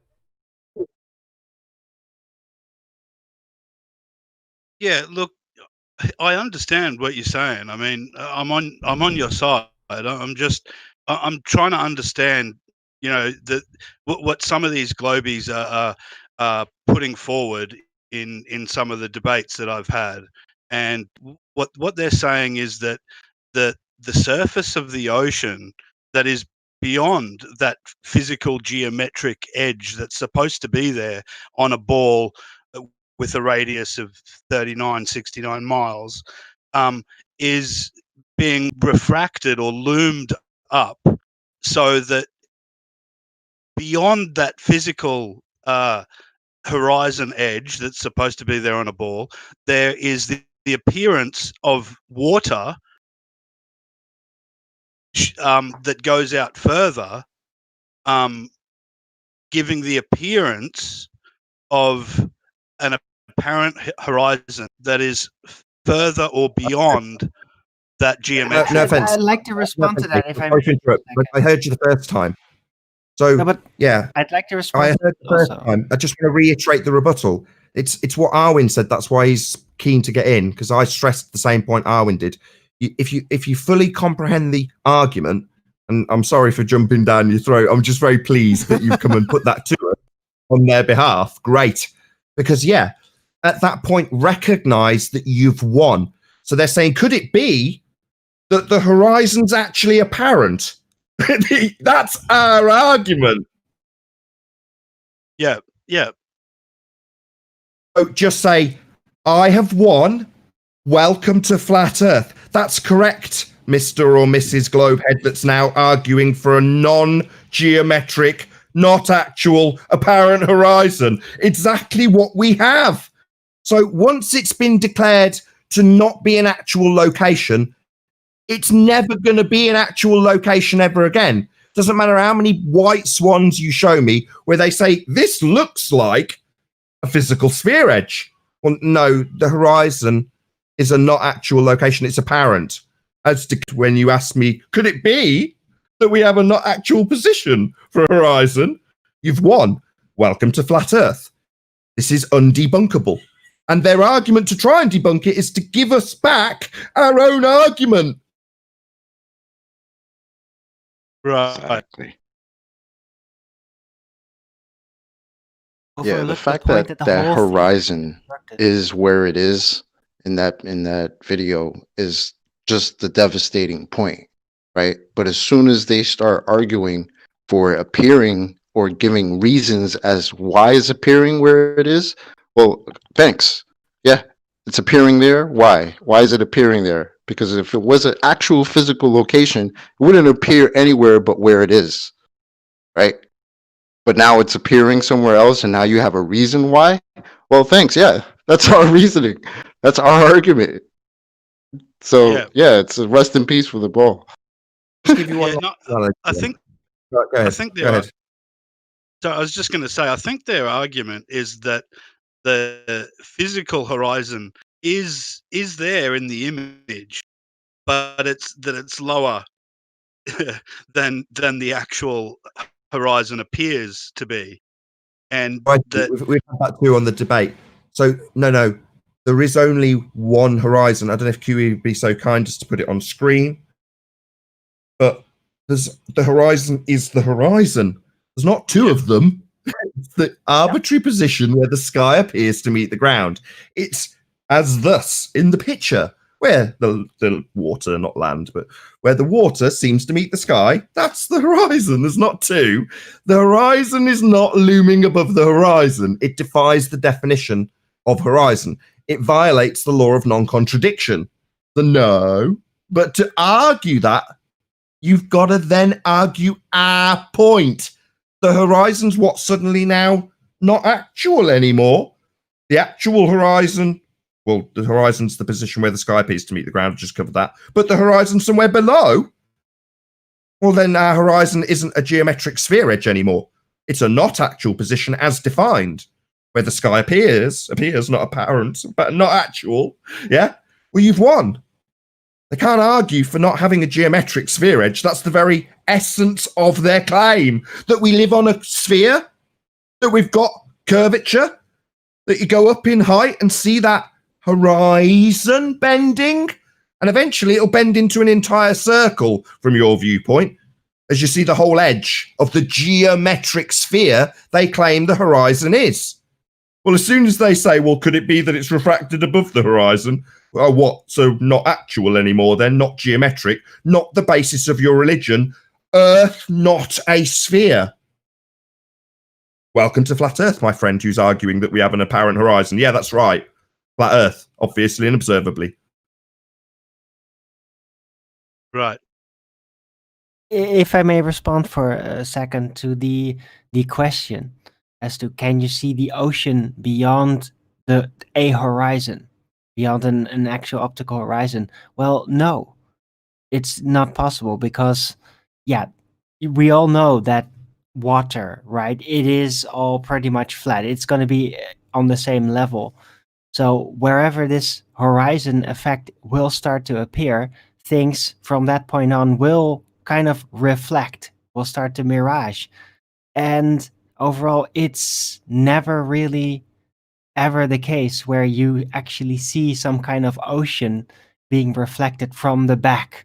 So if there's going to be any kind of miraging going on, it's going to be something reflected oceanically from before that horizon point, not from beyond it, because it is underneath that mirror layer, as it were. So that's never going to be seen. Never happens ever.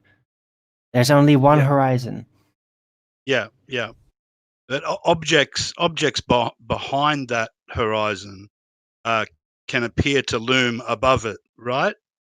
If they No, stick you're out, missing. if they stick out enough, yes. But the ocean is going to be pretty much on the same level, so that's never going to stick out. That's why you'll never see the ocean. You might see other objects, and then part of the bottom will be obscured, will be within that mirror cutoff point.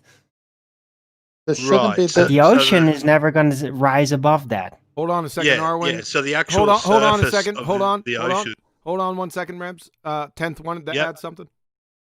Yes, thank you. This shouldn't be this difficult, Ramscorp. Here's why. If they're right, that horizon has to be in front of the first oil platform by about 4 miles plus. It's a moot point. It's a moot point, and here's why. When on Friday's show, for the first time, I heard 3 ballers admit, because of the Black Swan, that it's an apparent horizon. They accidentally also did something else, and here's what they did. If it's their way, you need a hard edge to loom something from behind it. Since the Black Swan destroys that, they said it's an apparent horizon. Well, if it's an apparent horizon, there is no edge to loom anything behind it. It goes with what we've said all along. It's the limitations of perspective and atmospheric conditions in front of you. So they are saying what we're saying now. This is so clear. I totally agree. Yeah, I totally agree. But they're suggesting that the surface of the ocean beyond that physical horizon is looming up to appear above that physical horizon. That's not looming. Appear, you say? That's not the definition. Hold on a second. That's not the definition of looming. You have to go back to the definition. I said it before in this presentation. That's not looming. That's something else. Thanks. Cool.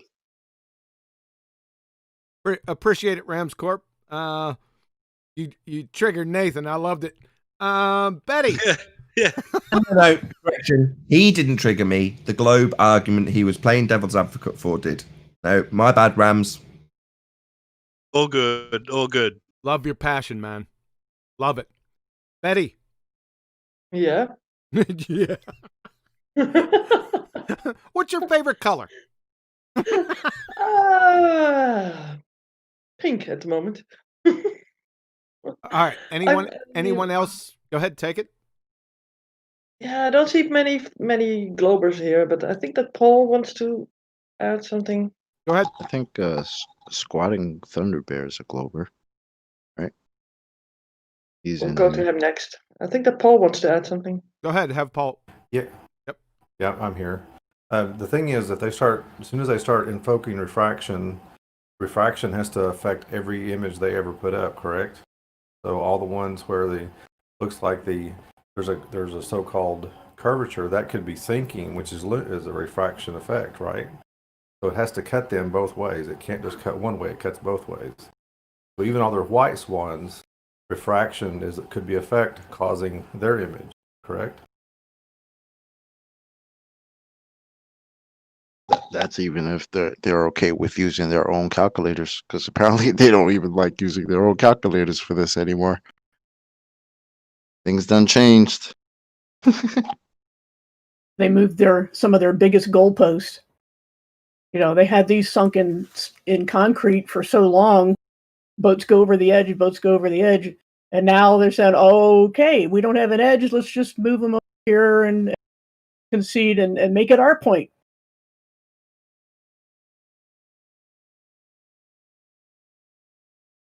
No matter how they go, they destroyed themselves, basically. Yeah, and Nathan caught it because Nathan's been exposed to it day after day for all those years, and now it's painfully obvious that they have to do a complete 180 and take our argument for themselves. Good catch, Nathan. Love it. Okay, next one. Squatting Thunder Bear. Maybe you have something to add.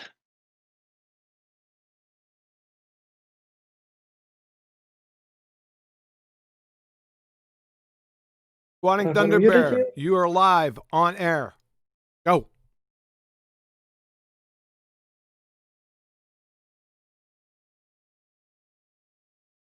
There are some sound difficulties with Discord every now and then. So if it appears that we can't hear you on the other side, then I'd advise to re-log in. Just reload the page and usually the problem is at least temporarily fixed. I've had hearing problems concerning Discord. I had to reload several Yeah. times now. Yep, that's But he has fine. to But mute that's first. fine. But Squatting Thunder Bear is a bit shy, though. We have to coax him on. Okay. Yeah, and he has his mute button on still, so maybe it would help to take that off. That doesn't help. Because he is a Christian creationist and a glober. So I want to know what that combination has to say about this black swan. Squatting Thunder Bear, you are live on air. And he is oh sorry, he has no mic at this moment, he says. Okay, that's too bad. That's convenient. Okay. He's Anyone else? just there for the chat. Travis. Travis, yeah. Okay, Travis, you're muted. Hey, how you doing, everybody? Thanks for having me. Hi. What's up, Trav? Hey, man, it's fantastic Swan there. It's pretty much over. I'm just hoping to get a baller in here that can actually restate the argument. So I can, but I don't want to give it away. I predicted It's a killer. I predicted it would take 9 months for them to restate the argument, not answer it, just to restate it, somewhere in the vicinity of what I've stated. That's all. Okay. Anything else to add?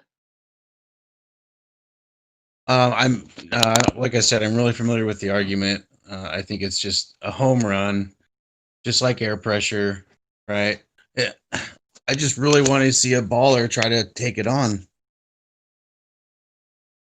And with their maths that are set in stone, I mean, you're working within their paradigm and absolutely destroying them. So I'm going to be using this myself. I just have to get the photographic evidence to prove it. Thank you. Over. People in the audience, are you listening? I hope there's some new people out there that have just come in or come onto the circuit to figure out what's the brouhaha about. I hope you're watching, because we have just dealt the death blow. This is the third time. I'm going to be doing it for the next year. And we've had zero comeback to this. This should be speaking volumes to you. Thanks. I see someone that just came in. If maybe that person can talk. Nathan wanted to say something? Okay. Yeah, well, I was going to say earlier you relinquished some of the credit, and yes, I've given Taboo his praises, and I'll sing him again now. But I want to give you some credit because you've pushed this and pushed me into understanding it, and now I'm, sitting pretty laughing my head off at Glober's giving me back my own arguments. It's brilliant. So I want to give you massive kudos. I know you sort of said this isn't mine, but you've made it your own. So don't brush off that credit. You've really made this your own, and you saying things like, I'm going to be banging this drum for the next year. Yeah. So don't brush off the credit when it's given. You deserve it. You've done a lot of work on this. I know you've had assistance, and I know it's other people's imagery, and originally Ben was the one to promote it, but you've pushed it that next step further. Hope at some stage I can at least take some small amount of credit that you've definitely got at this stage for doing similar things with this proof. But I hope it permeates through the entire community as a result of you pushing it the way you have. So kudos to you, QE. Thanks a lot, Nathan. And I'd like to point out something else. Tony, who couldn't make it today, brought up an important point. I think it was on the original presentation that we did. I can't remember, but he said I blew it off, but he said something to the effect that we should monitor the flat earthers or the flat earth channels and see if they pick up on this argument. Now, I know that they're listening out there. There's a lot of them that are listening. And it didn't hit me at first, but now it's hitting me. That, I don't know how to say this. I want to say this polite. It's hard. If you're a flat earther out there and you're a flat earth channel, like I said, I don't need credit for this. Just take the argument and run with it. Just make sure it's correct. Make sure you got it down first. But if you're not taking this argument to everyone that you know, no one has asked to mirror this any of the shows. I'm raising a weathered eye. I'm going to have to tell you. The eyebrow is weathered and it's raised. And you're suspect. Right now, you're on my list. Just to let you know. And Chocolate, you can tell them about that list. Thanks.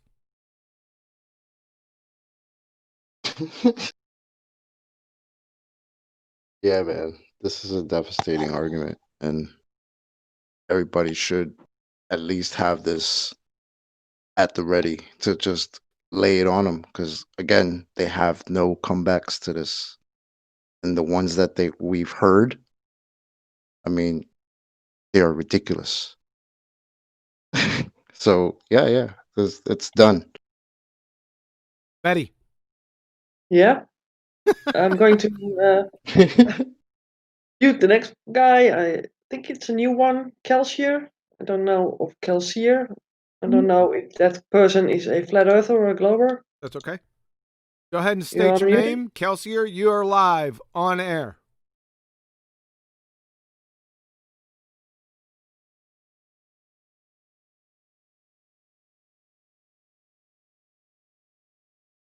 Kelsier, you are live on air. And I see that you were in the chat, so you are able to chat.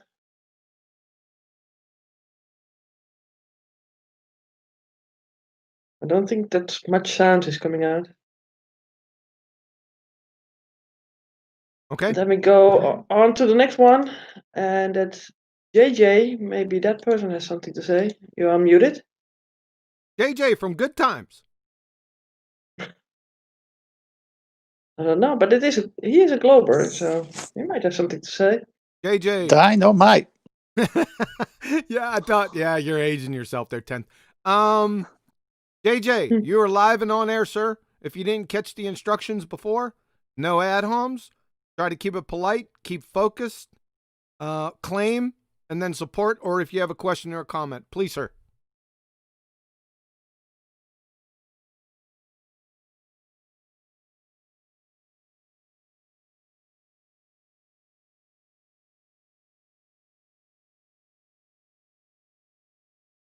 That's it. Stick a fork in them. They're done. There's no response to this. There is no rebuttal. And just to reiterate what QE said a minute ago, the reason he's saying he's raising an eyebrow is because if you don't appreciate just how good this proof is, then there's something wrong with you. That's what we're basically saying. Okay. Well, we have another Nick here. One Special second. shout out to 1 second, Chocolate. Keep those shout outs for me to retract later. Go ahead, Betty. Yeah, maybe you want to see if other people have something to say and some new people. Like another Nick. Nick in the Discord chat. Nick. You're muted. Nick, you are live on air, sir.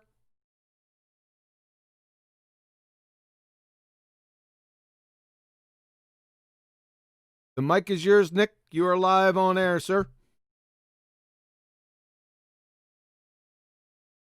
Well, he's just listening. He says in the chat. So, Okay, that's fine. Anyone else? Yeah, I think that I just asked people to say in the chat in Discord whether they want to talk or not, but I don't see many people pipe them up. But maybe Elijah wants something to say. He's usually on the show also talking. Yep. Elijah, you're unmuted. Elijah, you're on air live. Go.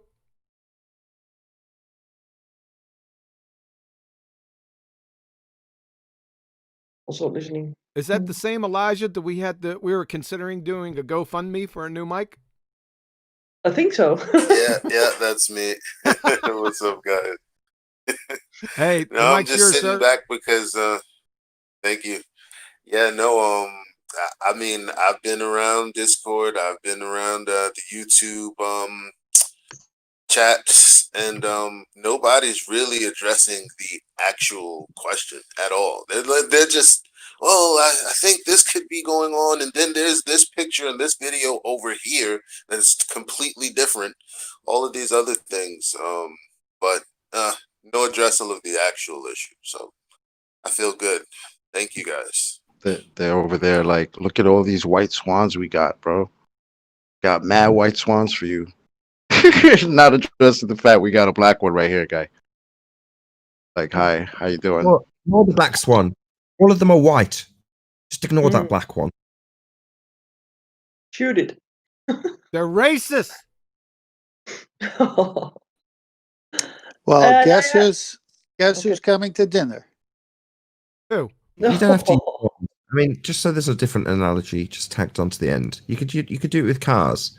You can say all cars have 4 wheels, and that is your stance, and it's a fact because you say so.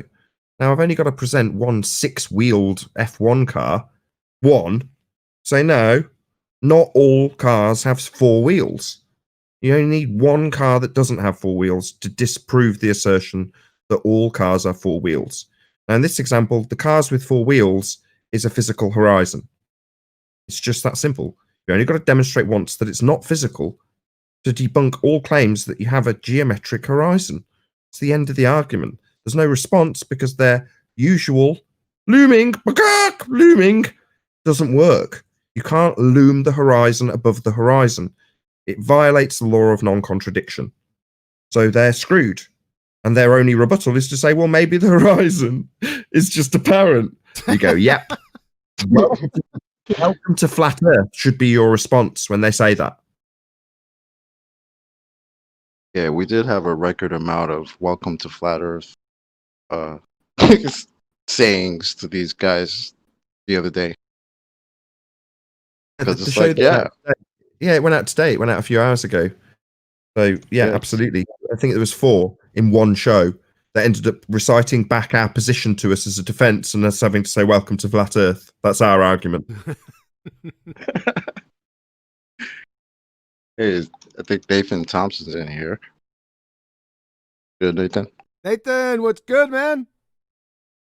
Good afternoon, gentlemen. Hey, I just want to shout you out, sir, for treating Team Skeptic. You drug him around by his short hairs. I loved your... I watched it last night one more time. I was laughing. I had this statement. Hold on. This is what... It was near the end. You said something to the effect that ballers were emotionally unstable, scientific illiterate window lickers.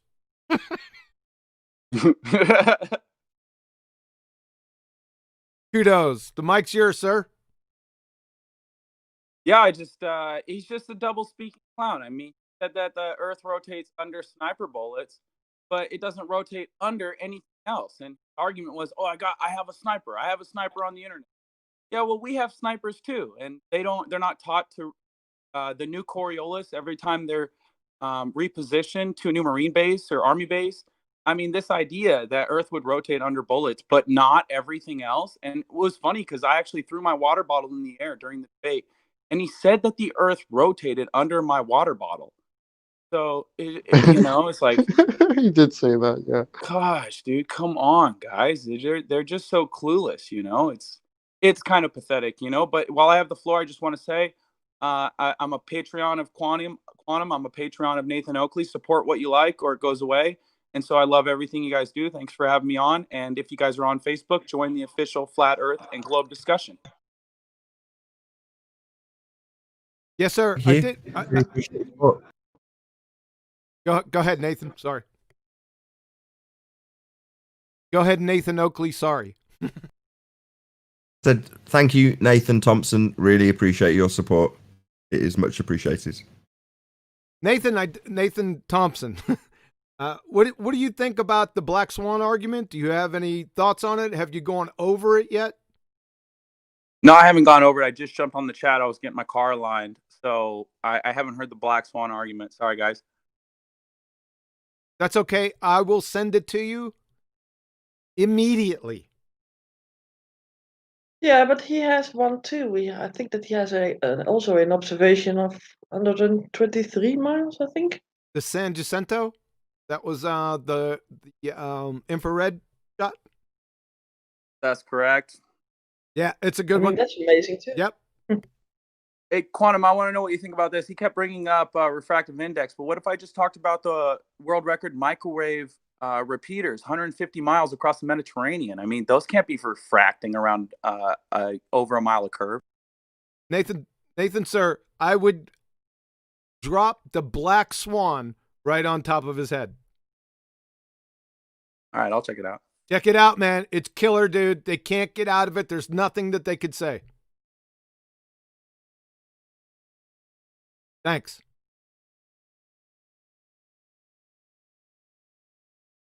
Betty? Yeah. Okay. I think that Professor Earl wanted to say something. I heard that in chat, so I've unmuted him. Professor Earl? The mic, Hello. The mic is yours. You're alive, sir. Kiwi, you're starting to fucking grow on me, man. What? You're starting to grow on me. Am I grandstanding again? No. I'm actually getting so freaking used to what you're doing. It's like, okay, now I freaking get him. No, it's like, okay, now I get. See, it takes me a while to get used to how certain people interact and talk, and it just sometimes it throws me off. So yeah, no, we're good, man. We're good. Well, thank you. I'm an acquired taste. Yeah, sometimes it takes some people to get used to some people, but yeah. How far apart are the oil rigs in that photo or video? The platform Hill House is at 6.2 miles, and platform Habitat is at 9.41 miles. So Yeah. somewhere in the vicinity of 3 miles apart. Yeah, so that's why it can look like, yeah, I can see why they're seeing that. But yeah. Do you appreciate the black swan aspect of the argument? Oh, I appreciate it because yeah, it's a killer. I mean, it's like, and then the thing about when the guy said, "Oh, about there being two horizons." I've never seen a double horizon. I have seen a double rainbow, but I have not seen a double horizon. Yeah, exactly. I've seen triple and quadruple rainbows in the Rainbow State, Hawaii. You need to go to Hawaii, see them, folks. They're breathtaking. But yep, you're right. Yeah, I can see why they look like they're like off the water and just look, like someone did bad Photoshop of, of the oil rigs. But yeah. Yes. So thanks, man. Appreciate that. Yep. Yeah, I've had someone claim that. Someone basically say that no, it's like it's painted on. I'm sure. Who was it that said that? Because that's essentially what he's saying, isn't it? Oh, it's CGI. That's the only explanation. Matrix, similar vein. He painted it black. Wasn't that Mick Jagger? That's the shout out I was gonna give. That somebody I heard a new argument, and it was who was this razor sharp sphere edge? The oil rig photo is CGI. Excellent. Shout out to you, guy. Just let me get this straight, right? The model that doesn't work close to the horizon because it's broken, that broken model is reality. Now, the picture that you can definitely take just by pressing the shutter on your camera close to the water, that is the Matrix. The broken model's real. Picture's the Matrix. Just so you all understand the globe position and where it leaves them and how screwed they are with this black swan. Betty? Yeah? I was just typing something. Okay, yeah, we got a new one, Joshua Radcliffe. He's a flat earther, he says. Yes, in the chat, maybe he wants to talk. I've unmuted you. You are live, sir, on air. The mic is yours. Can you hear me? Yes. Wow, cool. I wasn't planning on talking. I just joined the Discord channel and was looking to be a part of this. I've been listening to you guys forever, and I just want to say thank you to you guys for all that you've done, both on this channel and the Nathan Oakley channel, as well as all the panelists. So, You're welcome, and welcome aboard, sir. absolutely. I'm going to log off, or not log off, but I'm going to mute myself and just listen. I appreciate you guys. To have you, do you mind if I read out Mason B's super chat, Betty? Yes. Oh, yes. Sorry, I had another one too. Yeah. Yeah. There Go on. were some vague notions of racism, and as a proud black woman, I think it's only fair that I should read this out. So, That's good. hashtag Black Swan Lives Matter from Mason B. There was another one, but you can read that one out. Yeah, there's one other that's from Ryan Ederton, and he just gave a super chat, so no comments. Thank you, gentlemen. Appreciate that. Hey, Anyone else? Go ahead. While I got you guys here, what's up with Simon Dan? He tried to do a rebuttal for the $200,000 challenge. He said that the gas pressure without a vacuum is proven by the nuclear reactor. Just want to know your guys' rebuttal to that. What? Yeah, he I said can yeah. put that in 10 seconds. Hold on. A nuclear reactor is a container. That's what I was thinking. You have to build a nuclear reactor, and then you have something inside of that, so that's contained. They've either got Wait. hearing or comprehension issues. They hear the first bit, but not the second bit. So how can you have gas pressure without a container? They just don't seem to hear the last bit. Without a container. So when you show a giant building, you've definitely got a container. Moron. So it's morphed from a fish tank with sulfur hexafluoride to butane with propane, a tube with propane or butane, whatever, and then now it's a nuclear reactor. Those are their 3 proofs. There was another one where they had Wow. magnetic fields that were creating a field that had gas pressure inside the field. And you're like, well, what's this giant machine? Would that be considered a container? Yeah, it would. Yeah. But there's an effect happening inside the container that you say is gas pressure without a container. All happening within a container. Yeah, that's fascinating. They were using plasma too. Our argument isn't plasma, people. That's another state of matter. Ours is gas pressure. Follow? Probably not. There we go. That's what it was. It was plasma. It was a light inside of a vacuum. What is this light? You can barely see it. It's all vague and distorted, and that was their argument. But then they Inside also of a showed, what? yeah. Then they also showed water, one of those fountains where they have a globe or a sphere, and then the water's being pushed out the top of the sphere and falling off the bottom. That was Simon Dan's proof. Water sticks to balls. Well, when you redefine vacuum like Dr. Danny Faulkner did, above the wing on an airplane is a vacuum compared to below the wing on an airplane. Danny Faulkner, not Ben Faulkner. No, I said Danny Faulkner. You guys got Danny to talk? Oh, you know he has the right to remain Faulkner.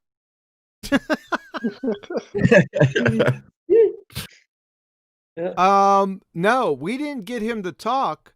I got a notification from somebody else on this panel that Dr. Danny Faulkner talked to none other than Gem Panda, Mr. Bird's Natural Experiments Humping. I left a comment. So, in fact, I was the first person to comment on the chat thread. And when I went back to the video to see if it answered my question, there was, I don't know, 2 or 3 responses to me, but my question had been censored from view by either a moderator or the owner of the channel. So my question will sound familiar to Nathan Thompson.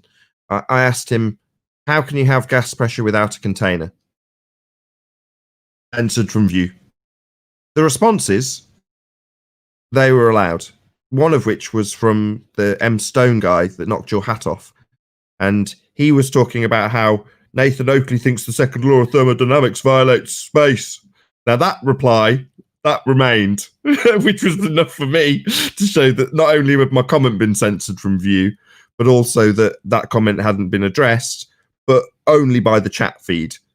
And the chat feed had made my point for me. M Stone did it. So M Stone left his comment in the chat that made my point admirably. Yeah, the second law of thermodynamics does violate space vacuums, sky vacuums. Yeah, well said, M Stone. Thank you for leaving that response that didn't get censored. I don't know if he was drunk when he came on your guys' panel or something, but for 5 minutes straight, he just kept reiterating. So you guys debunk space, and I'm a retard, and you guys are all like, yeah, we debunk space, and you're an idiot. And he'd just start laughing, and then he'd say it again, like 10 times. Yes, I couldn't believe it. Yeah, it was so good funny. times. It was like you guys broke him. It was like he was a broken globehead, and he just kept repeating himself on your channel. Exactly what Chocolate said. We broke him because he was saying, "Yeah, you guys debunk space, and I'm a retard." End quote. That's what he kept saying. I was laughing so hard, dude. Yeah, it was great. Didn't do well. Betty. Yeah, I thought you were going to call me. Yeah, we got someone called Domesticated. I don't see his whole name. He had maybe something to add. I don't know. So Domesticated. you're unmuted? You are live, sir. All right, John. Can you hear me? Yes. Yeah. Yeah, cool. John, nice work. Thank you. Excellent. The Black Swan, it just kills it all dead, doesn't it? It's there is no argument. The first horizon is missing, and the second one is 30 miles away. Well, there is only one. There can only be only one. So, yeah. Nathan, I've got a question for you. Oh, God. Go ahead. It's about the this edge that you're kind of being held to task over the definition of the word edge. Are they still holding you to task and saying that a sphere can't have an edge? Yeah, I like that one too. Another brilliant example of them essentially conceding our argument. They say the horizon is a geometric edge of the sphere for boats to go over. The very same edge you would see if you rose in altitude high enough to see their claim to be ball Earth.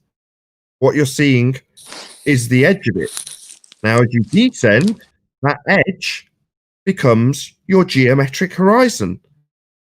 So when they hold me to task on our horizon not being an edge, that spheres don't have an edge, either you can say, welcome to flat Earth, or you can say, oh, right, so you don't appreciate your own geometry anymore.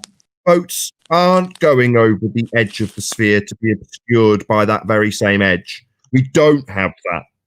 Yeah, beautiful, isn't it? It's an epic proof. It makes me so happy. What's that? We don't have an edge. Yeah, we know. We have a not actual position for a horizon. Not a fundy sphere edge blocking boats from the bottom up. Not a fundy sphere edge obscuring the bottom of lighthouses in the distance. Not a fundy sphere edge that's bending as you go up in altitude. But it needs to be a fundy sphere edge if we live on a sphere. So when they ask you about my definition of edge, well, I've shown it. A picture's worth 1,000 words, and I don't care what their definition is. When I've physically shown, how a geometric horizon works. You have a boat, or in my case, it was a little plastic cheese, and when it goes over the top edge of it, you can't see it anymore from your perspective. Disappears from bottom up as a result of the geometric edge being in the way. Now, the point here is they need to now deny that, which is great. Yeah, deny your own geometry. Hold me to task on what my definition of the edge is. Now, I don't have an edge, but you need one, globeheads. That's why this is such a great proof. Love the passion with that. And you're exactly right. Domesticated. What is it? Primate. Domesticated. I had to put you on mute, sir, because your mic's giving us some background noise, but go ahead. Anything Oh, else? was it? Sorry, man. Sorry That's about okay. that. But the thing is, I've been looking into the definition of the word edge, right? And to some degree, can I put some stuff in the discourse chat? Yeah, Go ahead, that put it in right? like, yeah. I've I mean, it's not that I disagree with you, Nathan. It's just that I want to kind of nail it down as to the definition of what an edge is, right? And to some degree, they're right. Hang on, let me just need to get the discourse chat up. I'd like to step in here for a second. 1 second, domesticated primate. Go on in, no worries. Yeah, this definition of the edge, right? It has to be physical. What we're talking about in their paradigm. Agreed. In their paradigm, it's called the geometric horizon. Right. So, okay. however, I'm not done yet. However, okay, sorry. It's not permanent. It changes based on your height. Right. Okay. Okay. Is that fair? Okay. Okay. Yep. Understand completely. Sorry, Nathan. Sorry to butt in, but I wanted to make that clear. That's fine. So part of the right to... Sorry, go on. Toland's example explains that. So you have it based on their geometry, but it has the height of the observer in the modus Toland's example. And obviously you can't be in two places at once. And the way the argument is structured and the demonstration, the physical evidence that goes along with it shows you can go higher and it doesn't make any difference to the effect. So the geometry, which is physical, is based on observer height. And the images we're presenting along with the modus tollens has that demonstrated in the imagery. Right. Okay. Well, I've just put in the chat. Oh, it's not loaded. I'm gonna have. It's not loading the stuff that I've. You're questioning the semantics of my terminology of edge, because if you want more accurate terminology, as just described by QE, it's a geometric horizon. Now, a description of something going over the top of that geometric horizon is aptly described by me as going over the edge, and I can physically show that. Now, you, the globe heads, can, what would this be? Argue about the semantics of it, if you wish. I don't mind arguing about what your edge is. Go ahead. The problem is that for years they called it the curve, right? That's the terminology they wanted to use, and it was okay. And when they use that, it's a physical thing. But now that we've kind of pointed out to them that it's not a curve, it's your physical edge that things have to disappear behind, they don't like it. Now They they're also resorting to edgy philosophy. Yeah, they called it the bulge.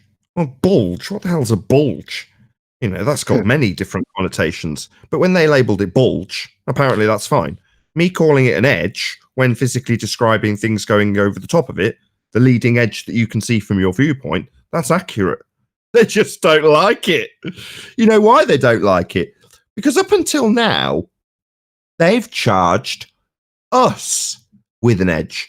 Now, I say us in a very general term, because we here on BALLBUSTERS and Flat Earth Debate, respectively, subscribe today to Nathan Oakley 1980 and Nathan Oakley channel.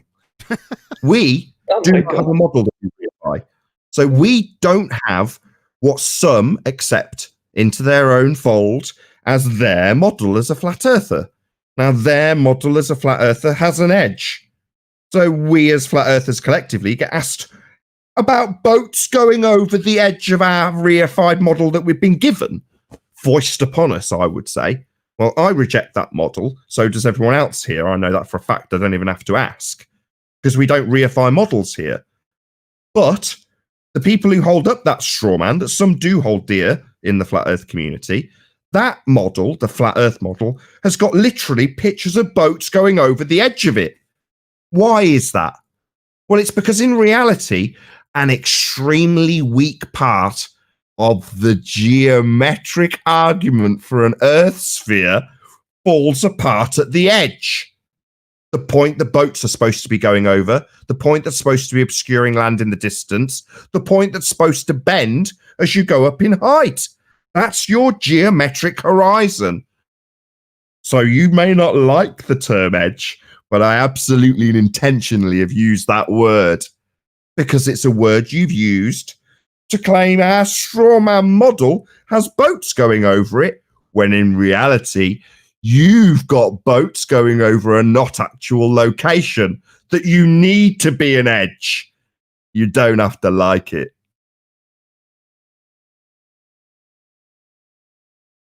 Can I say that this is where it all started and this is where it ends?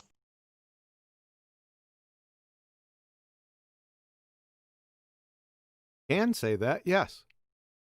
Let me get back. I put the reason I put you on mute is because your mic domesticated primate. But go ahead. Anything else you want to add? Sorry about that. Well,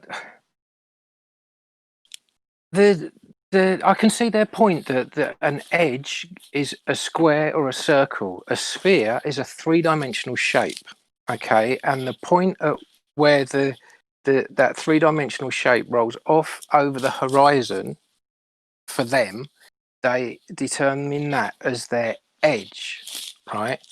Now, if a sphere is, or if the globe, their model, is supposedly suspended in space, and there is no up or down, okay? The top of the sphere is arbitrary.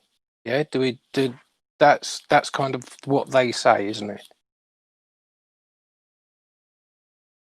No. When you look at a picture of the blue marble, you don't have a sphere on screen. It's two-dimensional. And the outside bit where the blue marble meets the Yeah, black, I understand. Sorry, Nathan. that's the edge of that circle that you can see. Mhm. Now, the semantics of that word is very disapproved of by fundies. I know. That's why I use it. Geometric horizon and be done with it. I like the word edge because that's what it needs to be geometric, to be capable of measurement. To be a sphere, it's got to have an edge. The thing for boats to go over, the thing to obscure land in the distance, and the thing to curve as you raise in altitude to form that blue marble picture with an edge to it. No, they don't like that. I know. Yeah, we knew this when we decided to start asking them for their edge. We knew they were going to not like this because we're flipping it completely on them. And they know it, which is why now they've had, in turn, have had to completely flip their arguments to ours. Hey See guys, how that works? I have a message for all the Globers. Can you guys hear me? Go ahead, man. Go ahead. I wish you would step back from that edge, my friend. Cut ties with all the lies that you're living in. All right, that was it for the message. That's epic. Yeah. Step away from the edge. The globe is dead.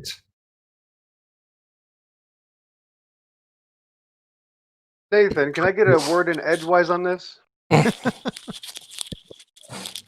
That pillbox.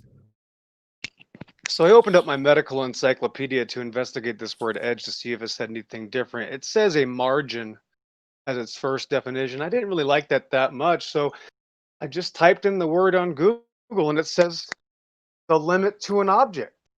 Or if you will, the exact word is the outside limit of an object. So technically, this is the limit of your viewing ability on a presupposed ball, so it is an edge. Unfortunately for them, that is the definition. Yeah, you know what's funny? I did the same thing, and synonyms for the word edge are border, boundary, extremity, right? Rim, perimeter, like all things physical that boats could go over, right? They just don't like the fact that we're using the word edge. Yeah, guys, your sphere has a physical edge for boats to go over. Also, where's the edge of space that they believe in? Yeah. Yeah. Can I put my show? Starting in 3 minutes over on Nathan Oakley channel. Flat Earth debate, uncut and after show. Be here or be sphere. Yeah, I don't think we're gonna make that 3 minutes, man. We have to go through everyone else. Betty, Yeah. anybody else? Okay. Well, we have Unorthodox here, so maybe he wants to say something. He's a baller. Unorthodox, the mic is yours.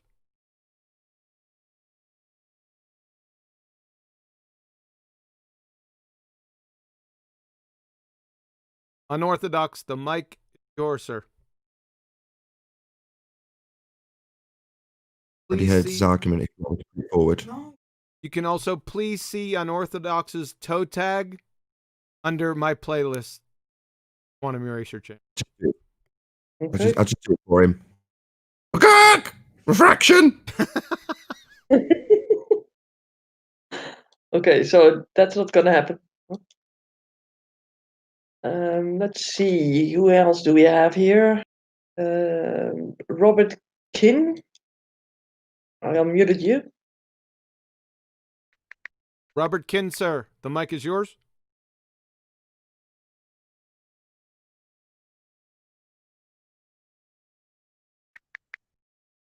Just clicking, I think. Playing a game, maybe. Robert Kin, going once, twice. No. 3 times Also you're not out. gonna happen. Anyone else, Betty? Okay, yeah, Redman, maybe he wants to talk. Hi, Redman, you're muted. Hey, how you doing? Hey, how's it going? Yeah. Go ahead, sir. The mic's yours. Yes, sir. This picture, the Black Swan, it is a killer because they don't understand what the picture really represents. Mainly, I'm still laughing about it. I gotta find some more oil rigs. You don't need any more oil rigs. Just take this one, man. You got them. Just try to get them. Say the argument to them, right? Just every time they try to divert a red herring fallacy, that's what a red herring fallacy is. Divert, bring some up irrelevant things. Just keep them on the argument. Show them this picture and say, why or how is that horizon beyond 9.41 miles? Because their geometric horizon should be no more than 2.73 miles. That's it. It's over right there. So, geez, keep on telling them. Like I said, it'll be 9 months. It's going to require a little patience. Okay, thanks. Yeah. Keep the good work up. Appreciate it. I will. Okay, and someone else? Matthias? Maybe you want to say something? Matthias, mic is yours, sir.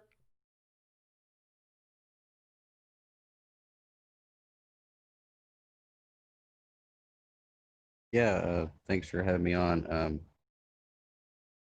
I've got one question.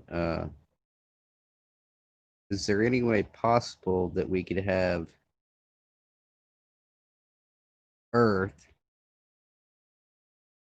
the gases we breathe on Earth, on top of the Earth, and then have the gases slowly dwindling down, and then on top of that, nothing, and then all of that's in a container?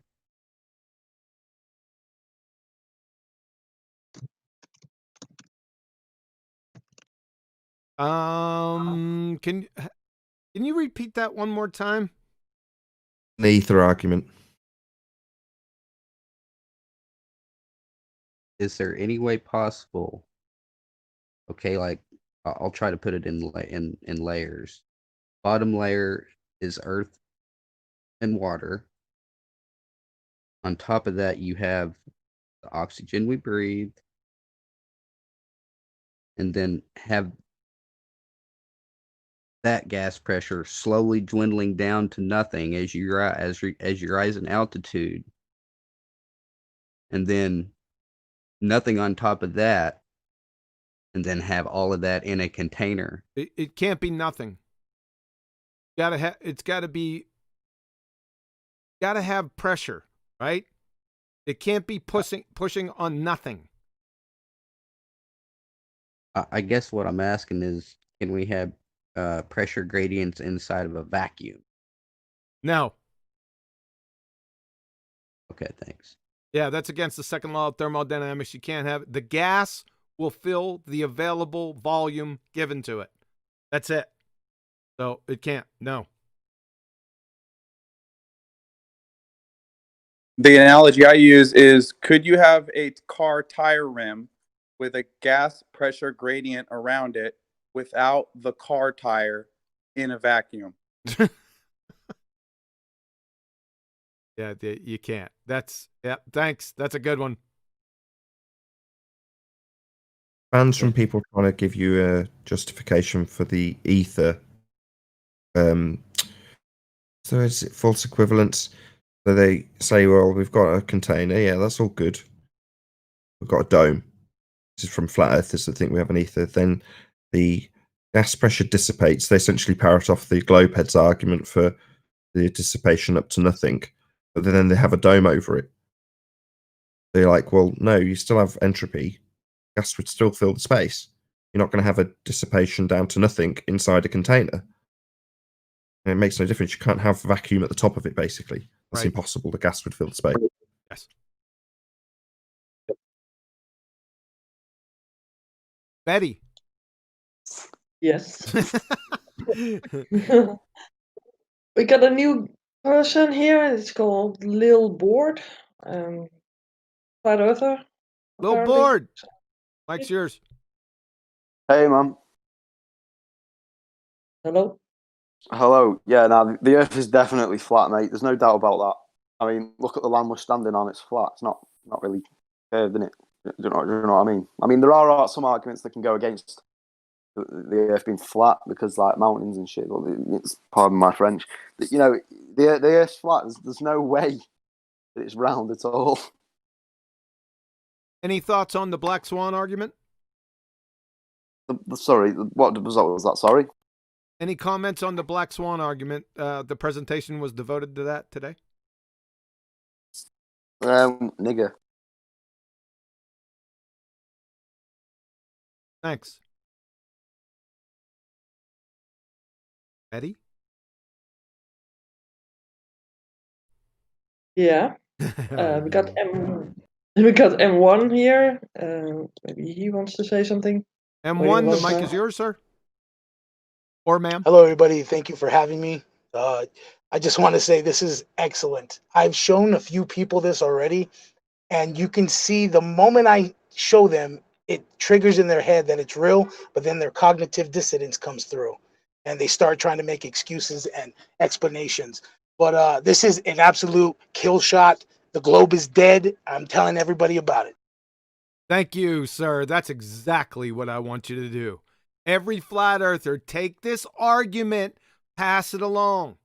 I told my wife this argument last night, right? I was just sitting there. I said, they're really having trouble with this. And I started to explain it to her. It just, you could see when the light bulb went on. As soon as I said geometric horizon for a sphere, and then I said the limitations of that geometric horizon, and then the photo, you could see her eyes light up. Right? It's over. Thanks. Appreciate that. Betty. Oh, sorry. Go ahead, Nathan. Sorry. I was just going to say, as she sat in the room with me, can I give you the example I gave to my wife? Yes. You're standing at the bottom of a hill, and over the top of the crest of the hill is your friend's house. Now, the old argument, which is looming, was to say that on a given day, given the right circumstances and temperatures, that they'll just assume the house that's on the other side of the crest of the hill is loomed up to the edge of the hill, so you can see your mate's house, which you couldn't see because there was formerly a hill in the way. But the light's bent round that hill and you can now see the house. That was the old argument. Now they have to say that the house is doing the same thing. It's loomed up to the physical edge of the hill that you can't see past. But then the hill edge is projected behind the house that's projected up to the hill edge. In other words, a complete nonsense cluster screw, a geometric impossibility. You can't have a physical obstruction with something loomed up to meet it, and then the thing that it's meeting, i.e. the horizon, be projected beyond it. It's a geometric impossibility. Ergo, globe dead. It's a geometric impossibility to be a globe. We have a not actual location for a horizon, not the edge of the hill, in my analogy for my wife. That's what they need it to be. They need the horizon to be the edge of the hill, in my analogy. And it isn't. It moves. How fast did it take her to catch on to that? By the time I finished the sentence.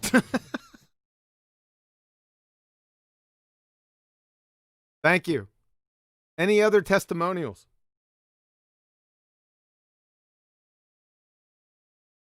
Nope. Betty. Yeah. How many more people do you want to have on? Well, if there's a couple more, if there's anyone else in here, I mean, we've sat here. Obviously, we're not gonna get to the flight proof, but that's okay. I have no problem with that because I have it in the hopper. Can always do it next time. If we don't get to it next time, then we'll get to it the next time. But we are going over this argument. I'm telling you, not giving it up. Okay. Every single time I go live in one form or another. Do you have anyone else? Let's go with two more. Okay. Well, Alberica is one that was waiting a long time. Albacore tuna. Yeah, I don't know. Yeah. Albacore. It's El Boricua. Hey, Guys, Nathan, come on. Nathan, can you translate that for us? Alboroiqua. Sorry, man. He knows I'm only messing with him. Albaguiqua. You got the mic, sir.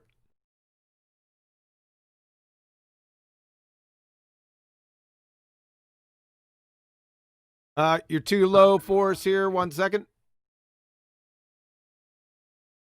1 second. Let me see if I could turn you up. Albacore, where are you? There you are. Let me see what I got. You are at maximum, sir. Go ahead. I was saying it's an amazing argument. It's definitely a globe killer. Sure.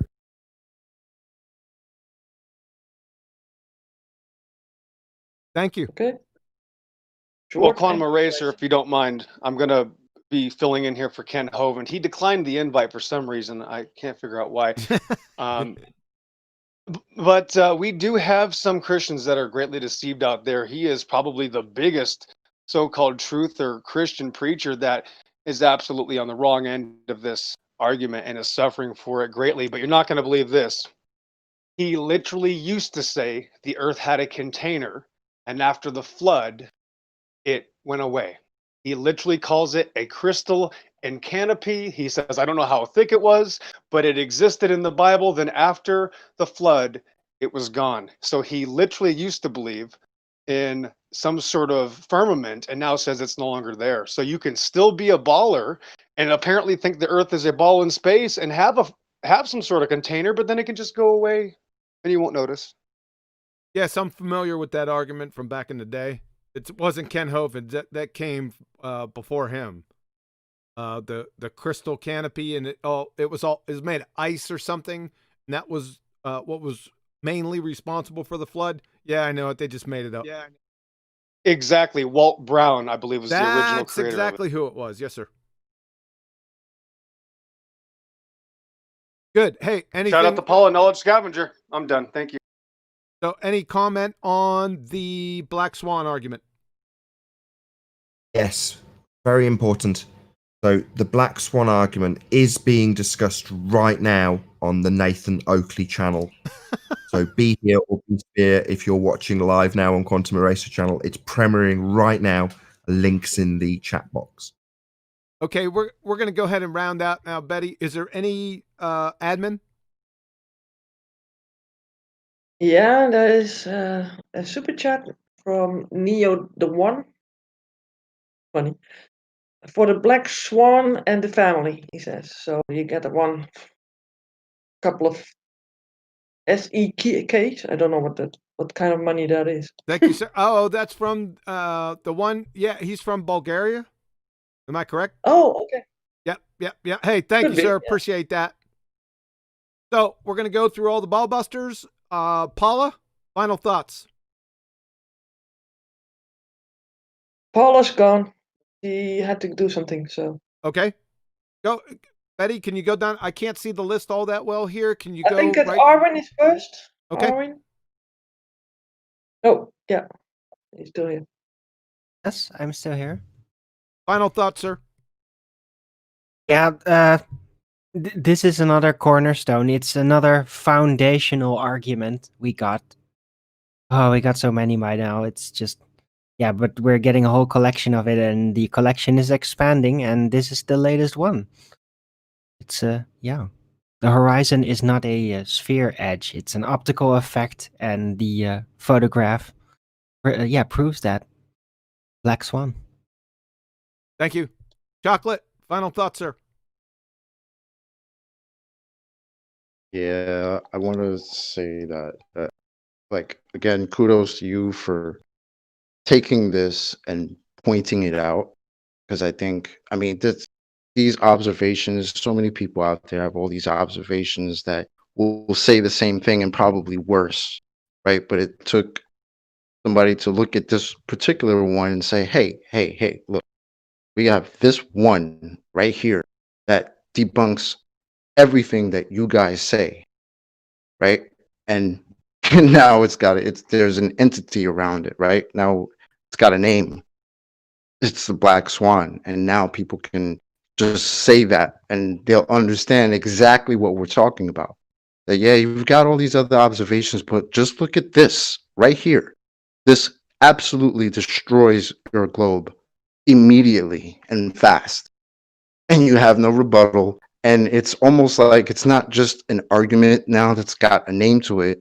It's like almost an event, because now look at how the Globers have turned their arguments around, now arguing our side and saying the things that we say. It's apparent. Yeah. We know that. We've been telling you guys that. Thanks for catching up in 2020, right? So yeah, man, this has been fun, and it's nice to see these guys, come to terms. And welcome to Flat Earth. Thanks, Chocolate. 10th. Yep. Final thoughts, sir. Your modus tollens is like a vice, and they can't get out of this vice. And the only way out is to agree with what Arwen and Chocolate said, that they have to now take on our arguments of it being optical. So, well done to all who are a part, Taboo Conspiracy, BLMB, and QE, especially to you for formulating it as such. Thank you. Appreciate that, sir. Nathan. Final thoughts, sir. Yeah, I'm here. Oh, not I Nathan just want to Thompson. say, Go ahead, Nathan Thompson. Go ahead, you first. Final thoughts. well, thanks for having me on. I got to research the Black Swan argument a little more, but happy to be a Patreon, guys. Make sure if you're a longtime listener or just enjoying the content that QE and Nathan Oakley put out, support them on Patreon directly. They get more of that money than a super chat. And I look forward to further shows. And you got an awesome panel here. Paula or Betty, sorry, good work helping to host and being a great hostess. So, oh, thank you. Yeah, of course. It was a pleasure being on. Appreciate that, sir. Nathan Oakley. Distinguished Nathan Oakley. Final thoughts, sir. Your Chocolate summarized it beautifully. He pretty much said everything I was going to say, but what I will say is understand and know this proof, and understand it well enough to know when your own argument's being parroted back to you as a defense. So I can't really say it better than Chocolate did, other than to say be here or be sphere on the Nathan Oakley channel, as Flat Earth Debate Uncut and After Show is premiering now. You're watching live on QE, so go over there, check out the chat feed, Google search me, because I'm ace. Thanks for having me. Very welcome, sir. Betty, final thoughts. Am I the last one, or? You are the last one. Oh, whoa. Okay. Yeah. Right. Everything has been said already. So I'm not going to add anything. I just say learn perspective. It's all in there. And I want to, if P Brain is watching this, I hope that he will come on once, and because he's also very good with the perspective videos that he has on his channel.